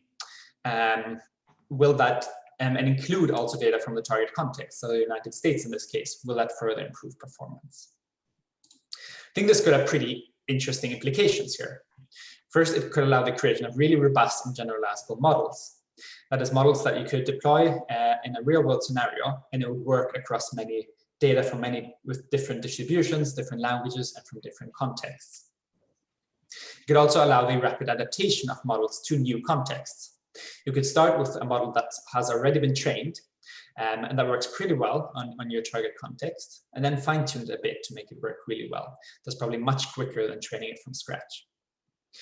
And finally, it enables this international collaboration of researchers, since researchers can annotate their own data set and contribute to a common pool that is then useful to all the different researchers across many different countries. All right, let us speak about the data set. So as already mentioned, the first step in creating the data set was a definition of the type schema. This definition is expressed in detailed annotation guidelines, and of course, these are also available in the project repository. The type schema includes types such as out of scope. So these are parts outside of the main document body. For example, metadata and editorial content, maybe endnotes, appendices, and such. Also headings. These are fairly straightforward. So for the purposes of our experiments here, we removed the out-of-scope content and headings, which only left us with background, analysis, and outcome. Background is the part where the court describes procedural history, relevant facts of the case, and so on. Analysis is the section that contains reasoning of the court, issue, maybe applicable law, and finally, outcome are the few sentences stating how the case was decided. It is worth mentioning that by removing headings from the texts, we have made this task more difficult. Right? There are some domains where headings are suggestive about the beginning of a certain part. However, this is not a general rule. And what we wanted to do is to make sure that the models we train will focus on the meaning of the text rather than on superficial cues, such as the presence of a heading. Reliance on such cues would have almost certainly resulted in models that are very brittle and would prevent a successful transfer among different contexts. Now, after learning the types definition and participating in the training, the authors split into 8 teams, where the goal of each team was to assemble a dataset of approximately 100 documents. The authors could create such dataset in whatever way they wanted. The only constraint really was that each sub-dataset needs to contain decision documents that are in the same language. The aim was to obtain collections of documents that would be quite different when compared to each other. We needed this in order to investigate the transfer capabilities of the multilingual embeddings. To give you a more precise idea of the differences among those subsets, let us look at some of them more closely. First of all, it's apparent that they come from different countries and the documents are very often written in different languages. For example, the German subset is a stratified sample from the federal jurisprudence database spanning all federal courts, such as civil, criminal, labor, administrative, and many more types of court. On the other hand, one of the USA subsets is a very specialized selection of federal district court decisions in employment law, mentioning the term motion for summary judgment, employee, and independent contractor. So a very, very narrowly specified domain. Overall, the dataset consists of 807 cases coming from 7 different countries that are written in 6 different languages. There are almost 90,000 sentences annotated with one of the types from the schema presented earlier. As already mentioned, the dataset, including the type schema definition, is available in a publicly accessible repository. To give you a bit more insight into the data we operate on in this work, let us look at this graph. First of all, notice that we did not use the out of scope and heading sentences in our experiments here. This reduces the size of the dataset from around 90,000 sentences to roughly 75,000.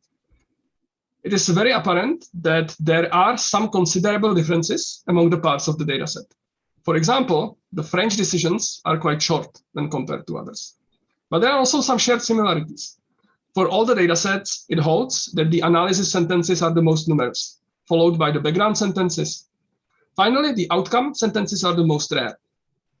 Except the French subset, the number of outcome sentences is considerably lower than the number of sentences of the other 2 types. That is for the dataset, and let us move on to the models. Right, so to perform this task of segmenting the decisions into different sections, we need to develop a machine learning model. And this is a high-level overview of how that model looks. So at the bottom here, you see the case that is, first of all, split into different sentences. And each of these sentences using tools such as spacing. And each of these sentences is then fed through an embedding model that is called LASER, language agnostic sentence representations, that embeds these sentences into an embedding space, a vector of 1024 dimensions. And the special thing about this representation is that it is language agnostic. So these embeddings, if the semantic content of the sentence is similar, they will be in a similar embedding space, close to each other, no matter the language. This is then fed to a gated recurrent unit bidirectional network, that then for each sentence outputs a label, such as the background, the analysis, and the outcome.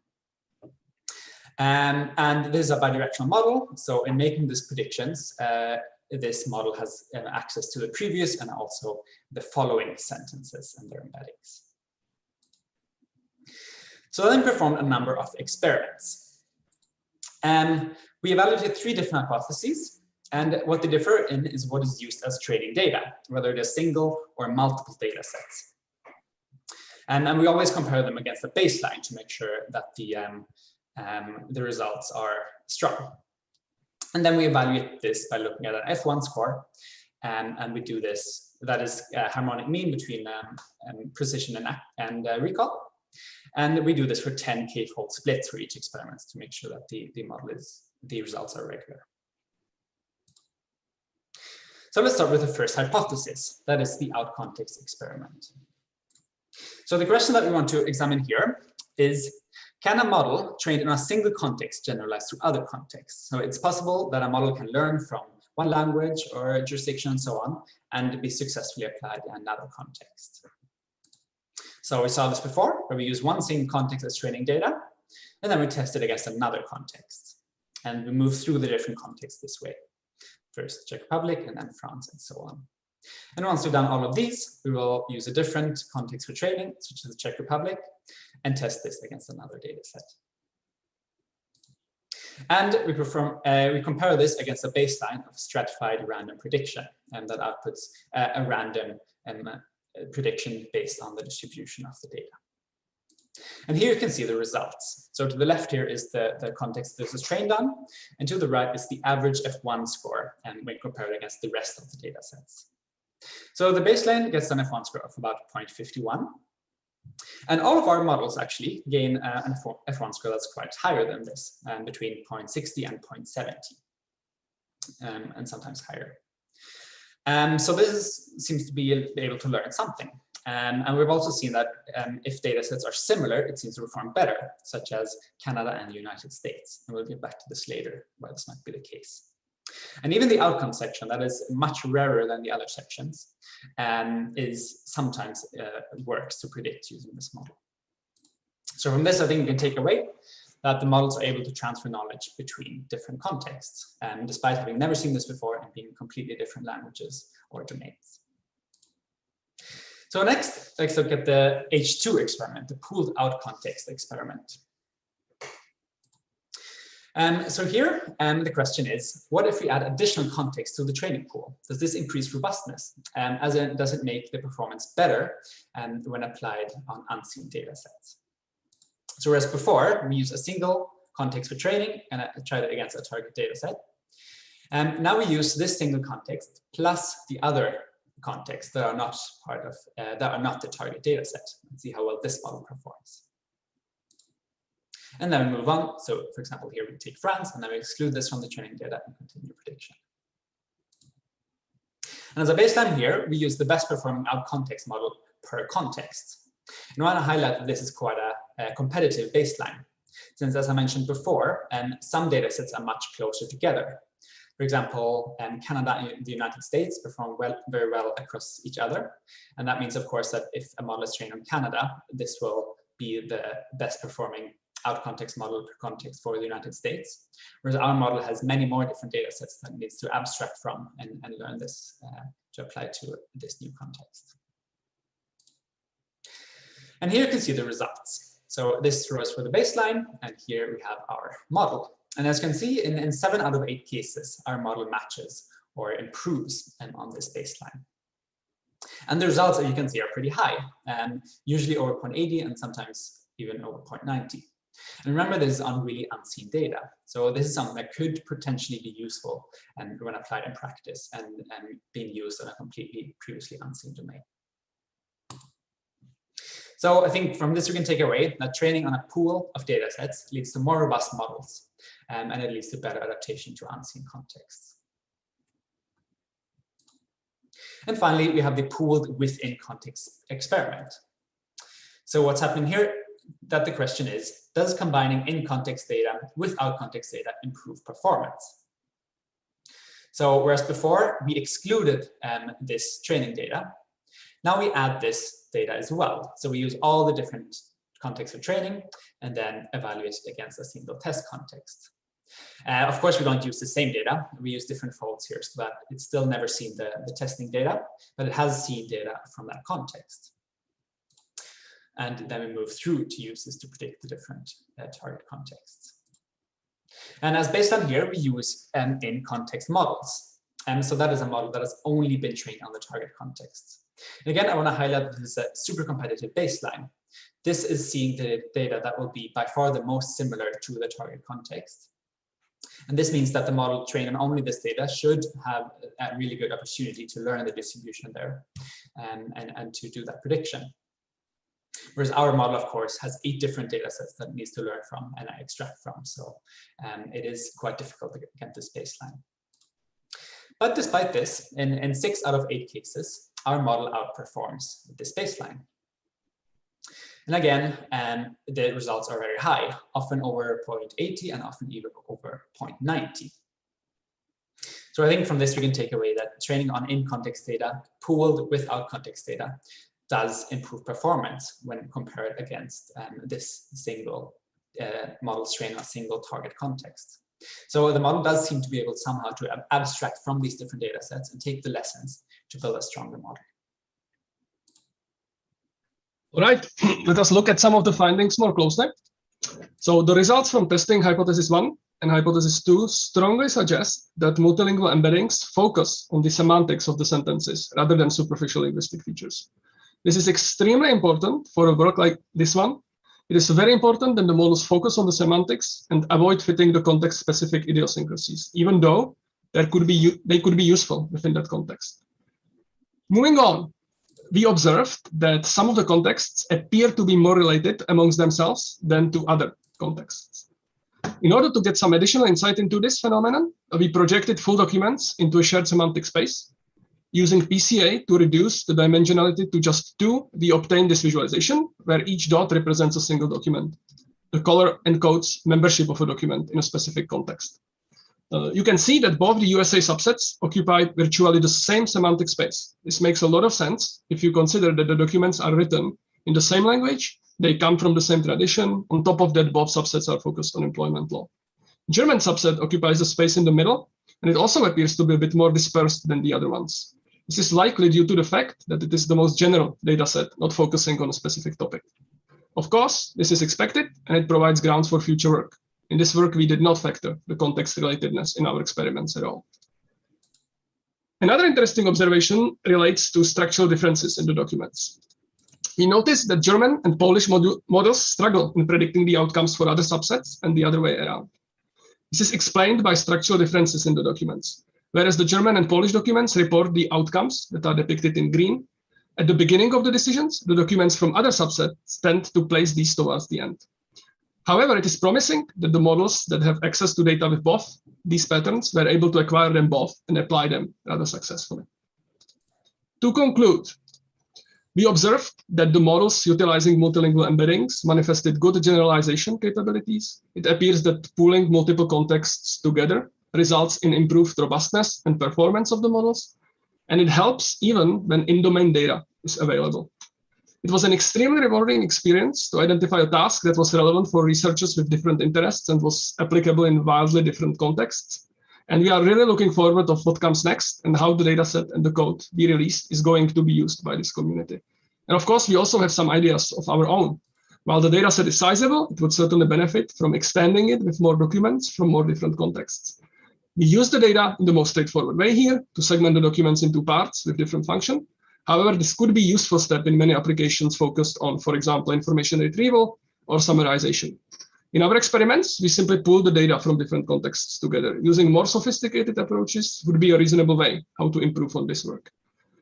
Finally, we also anticipate that resources resulting from this type of work could be useful for gaining insights into differences and similarities among the different contexts, akin to the structural analysis of the documents performed here. All right, that's all from us, and we are looking forward to your questions. Thank you very much for your presence here tonight and for your presentation yesterday, Mr. Savalkan and Mr. Besserman. For now, I have 2 questions from the audience. The first one is from Jack Conrad, and he has the following question. Could you address the difficulty of the tasks, given the trade-off between more general training data and the ability to the models to tackle more difficult tasks? Is this a sacrifice you wish to make? Thank you. This is a fantastic question. So obviously there is this trade-off between, I would rather say specificity than difficulty of the task and the generality of the task, right? So in order for this type of approach being applicable, the more general task, the better, right? Because then you get the opportunity to use more context, and you don't really need to be worried too much about the specifics, right? But very often, what the researcher would be interested in might be something where they deal with a domain that just has its peculiarities, and this is what they are interested in, right? And in this case, it might not be completely appropriate to necessarily try to take this path. However, still, that task may have some general traits, and maybe they might be able to use this approach to maybe tackle parts of that task, to maybe save themselves from some data collection that they would have to do, and maybe they can just focus on the other parts that are just peculiar to that specific domain. I also want to highlight here that in the data set that we released, there are in fact many more labels than we used here. So we also have headings, we have introductory summary for some cases, and so on. So I think even here there will be many more tasks to explore, and we're looking forward to do this, but also encourage others to look into this. Thank you. The following question from Marta Costa is the following. Do you think your research conclusions can encourage international cooperation among researchers? Thank you. That's another really good question. And I really think it can. So I think usually the way it works in AI in law is that researchers will build some data set that's focused on a particular domain in a particular language, which works really well for them. But of course, if others want to reproduce the research in their own domain, they might have to annotate some use cases so that it generalizes. But I think here we've devised this task that is a task that makes sense in a lot of different domains in a lot of different countries. Here we use the 8 different contexts. And then we also show that the model behind it is able to abstract away from these particular contexts and learn some general idea of this task that is domain independent. I think this is super promising for this kind of international collaboration, since the way it could work is that researchers annotate their data sets still, the one they're interested in, the one they're working on in a particular domain. But then they can also share this with other researchers. And it's a kind of win-win situation, because by sharing this data set, the other researchers can train a model that is general, and that performs better, in fact, than if they use only their own data set. And of course, the original researcher can also take the data sets from the other and add this to the model. And not just that will this make their model probably stronger, and it will also make it much more robust, meaning that you can, instead of only being able to apply this model in their own domain, they can suddenly use this model that they built and apply it to other languages and other domains, which could be really important if you want to build a model that you then share and use in the real world and apply it to different languages. So I do think that that's a very exciting aspect here, and we're really looking forward to explore that aspect. Thank you so much. Is there any further points you'd like to address, any further comments? Yeah, I guess that I would just really like to thank the whole team, because that is what I think is really unique about this work, that such a large team of researchers with completely different backgrounds, like from law, computer science, were able to come together and really put together this resource that is now available there for everyone. And I would really like to invite the whole community to look into that resource and start playing with that. We don't really keep anything for ourselves. We have even published, so big parts of the data sets are double annotated. So we have even published the annotations from both the annotators. So there is even potential for some sort of a research on how to deal with potentially conflicting labels and so on. So please look at it and play with it. Thank you so much, Mr. Svelk and Mr. Vesseman. Moving on, I'd like to introduce Mr. George Borges. Earlier today, Mr. Borges presented a paper with the title AI Systems and Product Liability, which will now be streamed. Afterwards, we'll have 10 minutes for questions and discussion. Thank you. And good morning or good afternoon, everybody, depending on which part of the globe you are. AI systems and product liability. Did I share my screen? Not yet, I guess. I prepared some slides, which are hopefully visible now. And it's my subject, AI systems and product liability. Just let me move on, just to make it clear, I'm professor of law. I'm not technician, I'm lawyer. And this presentation is on legal aspects of AI systems. So I'm not going into detail of technical aspects. It's about the law regulating the technology in this case. What is the role of liability within the legal framework for AI systems? Let me briefly introduce. AI systems give rise to enormous expectations. We think that the world will be brighter and richer once we are establishing a framework, a coexistence of humans and AI systems in some future. However, at the same moment, there are some risks associated with AI systems. And the most striking example, which made it clear to the world, maybe was the Uber car accident 2 years ago, when a self-driving car was running over and killing a pedestrian. I'm sure you're aware of that.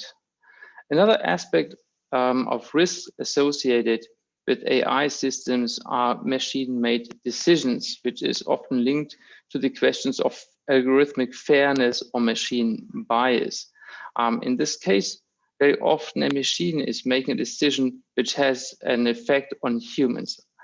For this presentations, I will not deal with the second group. I will deal exclusively with the risk associated to physical harm and damage caused by AI systems, such as machines like self-driving cars and others. AI systems pose a very specific challenge to the legal systems, as AI system can show what I would like to refer to as behavior. Of course, any machine can function, but what is different between function and behavior? Just as a working definition, I would define behavior in this meaning as the ability to choosing actions depending on a perceived situation, which the traditional steam machine 200 years ago could not do, but a self-driving car would have to do at any moment while it's functioning. This is a challenge to the laws, as behavior or choosing action is an ability which was attributed to humans only, not to machines. And the legal system is not prepared to a machine showing its own behavior. It's not surprising that liability is in the core of the legal discussion for an adequate legal framework for AI, at least in Europe. From 2018, the European Commission was active in this field, starting, for instance, with the communication of 2018 AI for Europe, where a good deal of the paper was dedicated, surprisingly, to questions of law, in particular liability. The next, as a step, I want to refer to the work of an expert group on liability and new technologies, which was established by the European Commission in 2018 and delivered its final report in December 2019. I will refer to this as the expert group made the conclusion that some amendments of the current legal framework are needed, in particular, the introduction of new rules on liability.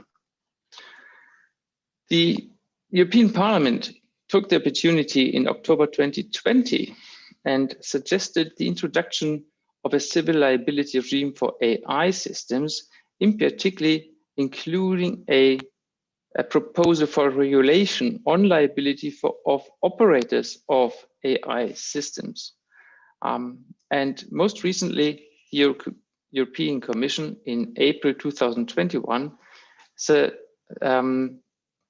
published its proposal for the so-called AI Act. The AI Act is a very, as it's demonstrated by its title, a suggestion which introduces fundamental principles for the use of AI systems.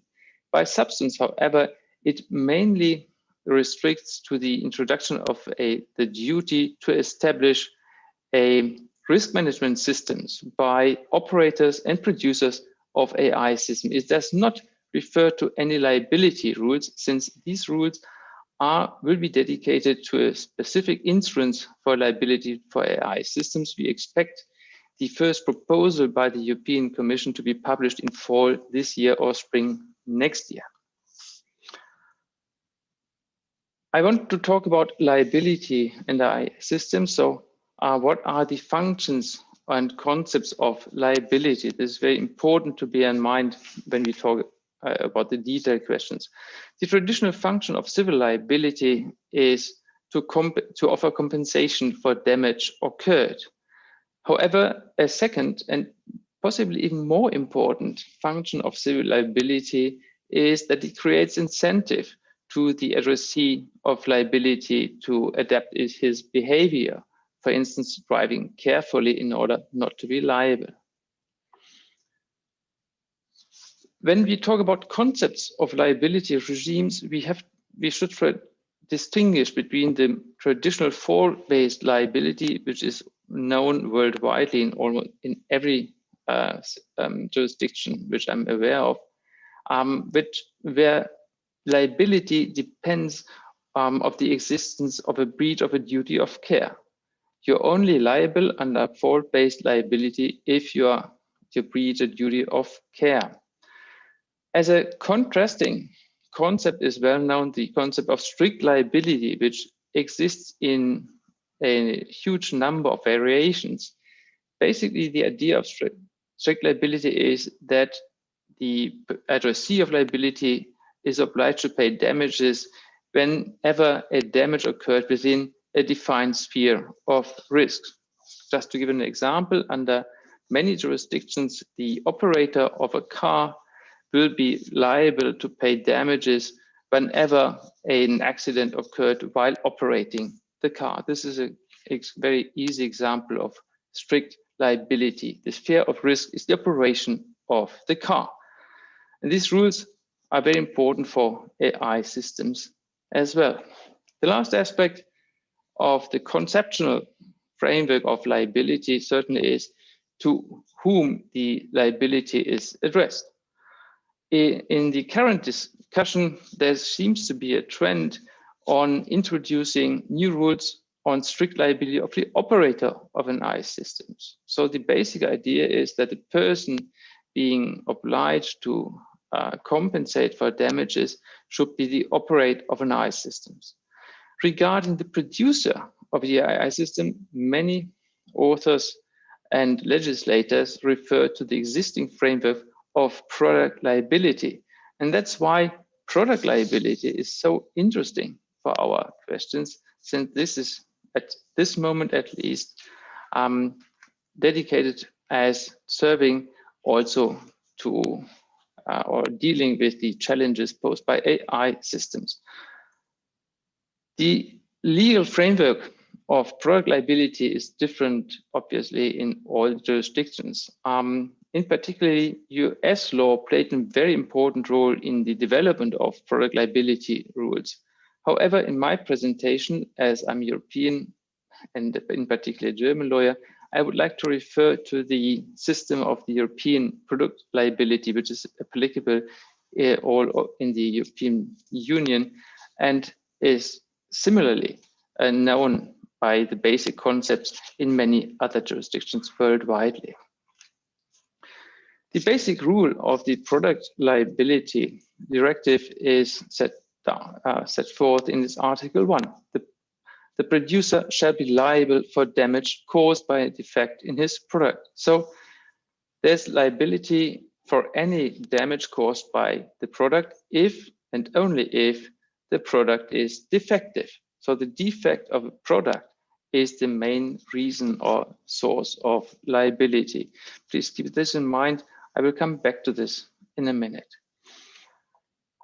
Now, the question is, how can we apply product liability directive to AI systems?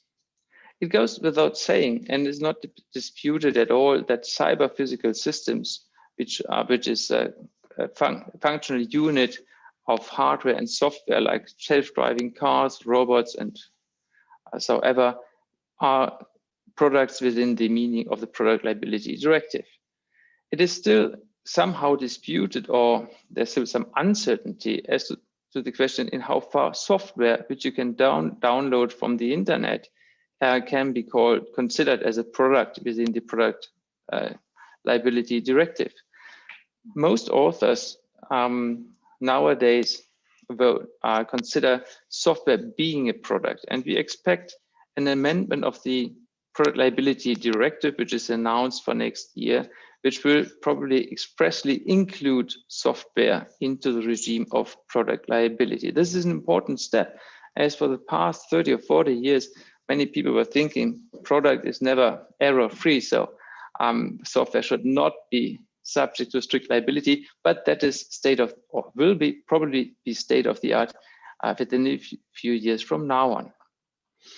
When it comes to AI systems and in particular systems which use machine learning to develop their function, the question arises in how far a neural network, or let's say the functional unit of a neural network and the software to run it, can be considered as a product. But obviously, if software is a product, also the functional unit of software and the data model has to be considered as a product. For this reason, all kinds of AI systems which are in place will be subject to product liability under the European scheme. The next question is, who is the producer? Who is the addressee of liability? And this is the producer of the AI system according to Article 3 of the PLD, as we call it. The producer is addressee of liability is the producer of the finished product, but also the producer of any raw material or of a component. So if software is a product, in most cases a component, this programmer of such software will be producer and can be liable under the PLD. In the case of a neural network, which gathers its abilities or functions by training, as we know, the person who is conducting that training has to be considered as a producer for the simple reason that the neural network only acquires its functions or abilities via the training, and the training process, which is initiated or steered or conducted by a person, that has to be the producer. To sum up, we don't have any difficulty in applying the PLD on AI systems, including systems which are based on machine learning, and we don't have any difficulty to make liable any person who is responsible for the functionality of such system or software. Now I would turn to the most difficult question in my view with regard to AI systems and product liability. As I said in the first part of my presentations, AI systems have the characteristic that they can show what I would like to call conduct or behavior. In this way, they're different from traditional products. A defect is defined as an insufficient property of a system. So we have to refer to the properties of the system and check if they are fulfilling the expectations or not. Insofar they are below the reasonable safety expectations, the product is to be considered as defective. So in the case, however, how can we apply that systems to an AI systems? Again, the self-driving car offers a simple example. If a self-driving car is running flawless for 1 million of kilometers or even miles, is it defective if it causes an accident in the 1 million and first mile? This example makes it clear, in my view, that conduct or behavior of a system is not per se a property of the system. We should and have to distinguish between property and conduct. However, a kind of bridge between conduct and property can be established if we assume that the ability to behave in a certain way in a given situation can be considered as a property of the AI system. So the property, which is the reference point for defectiveness, is the ability of the system to behave in a certain way. 5 more minutes, Mr. Portes. Excuse me? 5 more minutes. That's exactly what I expected. Thank you so much. So product, just to make it short, is not a liability for faulty behavior. And this is important since you have to establish this ability. The next question, and in my view, most difficult question, is what is the reference point for the conduct? If you refer to the ability to conduct or behave in a certain way, what is the reference? Is it human behavior? So far, the legal framework doesn't offer any answer to this, since the legal rules were designed for humans, not for machines. Certainly, human capability can serve as a first orientation for safety expectations to AI systems. You should certainly expect that a self-driving car would behave similarly than a human driver, if, for example, would respect traffic signals or so. However, obviously, there's no limitation by the expectations are not limited by the reference of human capabilities.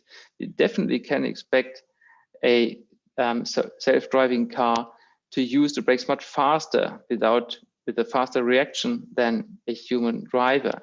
It makes it clear that we need a kind of independent expectations for machine, which are designed to the capabilities of machines and not just apply the rules which have been designed for humans. And the next question is, what is the accuracy? In this conference, as in general, when we develop AI systems, we are proud of accuracy of our tools. But what is the accuracy which we have to expect from an AI system? Can we expect an error-free AI system? Can we expect that it will always, in any future situation, behave correctly? Is that the test? Is it 100% error-freeness what we have to demand? Certainly not, as this would be a liability for behavior, not for an ability. That makes it clear that we have to find out what the fault tolerance in case of an AI systems is, and it's obvious that this depends very much on the risks associated with such systems. You would probably expect a higher accuracy from an airplane or self-driving car than from an AI system which is supporting a lawyer in searching decisions or arguments. And the next question, the next challenge then is, how can we assess that the system fulfills the safety equations, the error, the required accuracy? And this goes via testing. That's why testing of AI systems play a major role in the concepts of liability for AI systems in the future. Proper testing can also be a safety expectation of the product itself under the PLD already. So even if you apply the common, the present legal system, testing can be part of it. The last point I want to mention is the most important one in practice very often, that's the burden of proof. Under the PLD, the injured person shall be required to prove the damage, the defect, and the causal relationship. So the burden of proof is on the victim. Under most legal systems in Europe, we don't have any tools to support the victim in collecting the facts. And even if we had some kind of pre-trial discovery, it is very difficult to establish the fact. For this reason, the expert group, which I mentioned earlier, is suggesting the shift of a burden of proof and say in certain situations. The expert group did not clarify under which circumstances such shift of a burden of proof should be in place. So the crucial question then is, what are the conditions for such reversal of the burden of proof? I would like to suggest a solution which I described in my paper, which is that the reversal of the burden of proof for defectiveness of a product should be in place in the case of faulty behavior of such product. So once we can establish that the AI system behaved in a given situation in a wrong way, the reversal of the burden of proof that the product as such is not defective shall be on the producer. To conclude, product liability can in general be applied to AI systems. One of the main challenges is what is to distinguish between conduct or behavior on the one side and the property of the system on the other side. However, we can bridge this by considering the ability to behave in a certain way as a property. There are two main challenges in my view. The one is the definition of the expectations regarding the accuracy of an AI system to behave properly, and the other one is the proof of a defect, the burden of proof of the defect. And here I would like to suggest to introduce a shift of the burden of proof for defectiveness in the case of faulty behavior. And that's it. Thank you very much for your attention. Thank you so much, Mr. Borges, for your presence here tonight and for presenting such a relevant and interesting work. I have two questions from the audience. The first one is from Anna Lauren, and she'd like to know, how could we deal with different levels of autonomy of AI systems? For example, there are many different levels of autonomy of autonomous vehicles. Should the legislator take this into account when creating rules on civil liability for damages? Oh, that's a nice question, though a very tough one. It's difficult I have to go into much detail to properly answer to it, but let me cut it to a short answer. Yes and no. In case of rules like the product liability directive, which is very broad and has a general clause like notions such as product and defect, specific reference to level of autonomy is not necessary. Judge will specify. In other cases, however, such as specific liability rules for specific products or specific fields should take into consideration the risks, as the legislator should always considering a risk follow a risk-based approach, and usually a higher level of autonomy would involve higher risks. In my previous research, just to give an example, I suggested the introduction of a specific producer's liability for autonomous cars level 4 and 5, however, not for level 1 to 3. So in some cases, it's important to distinguish between the different levels of autonomy. In other rule designs, it's not. Thank you.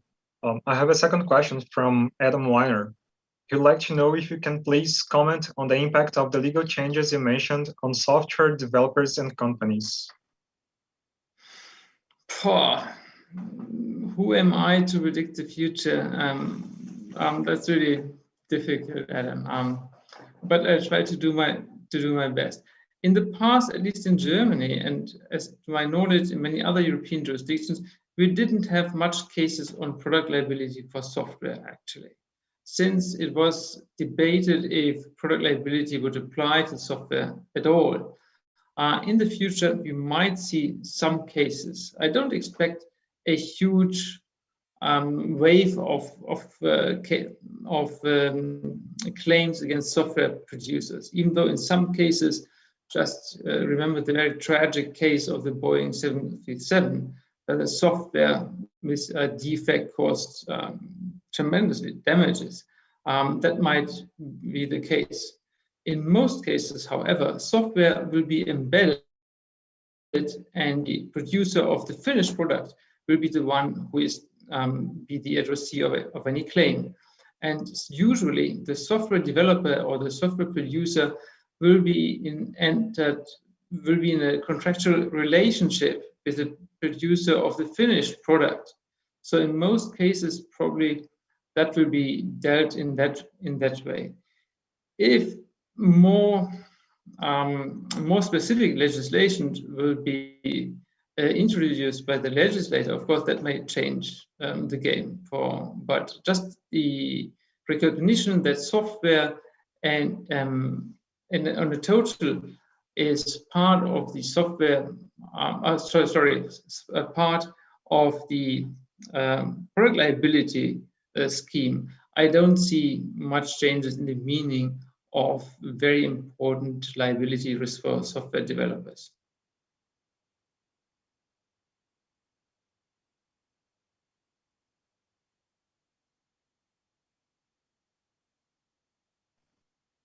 Thank you, Mr. Borges.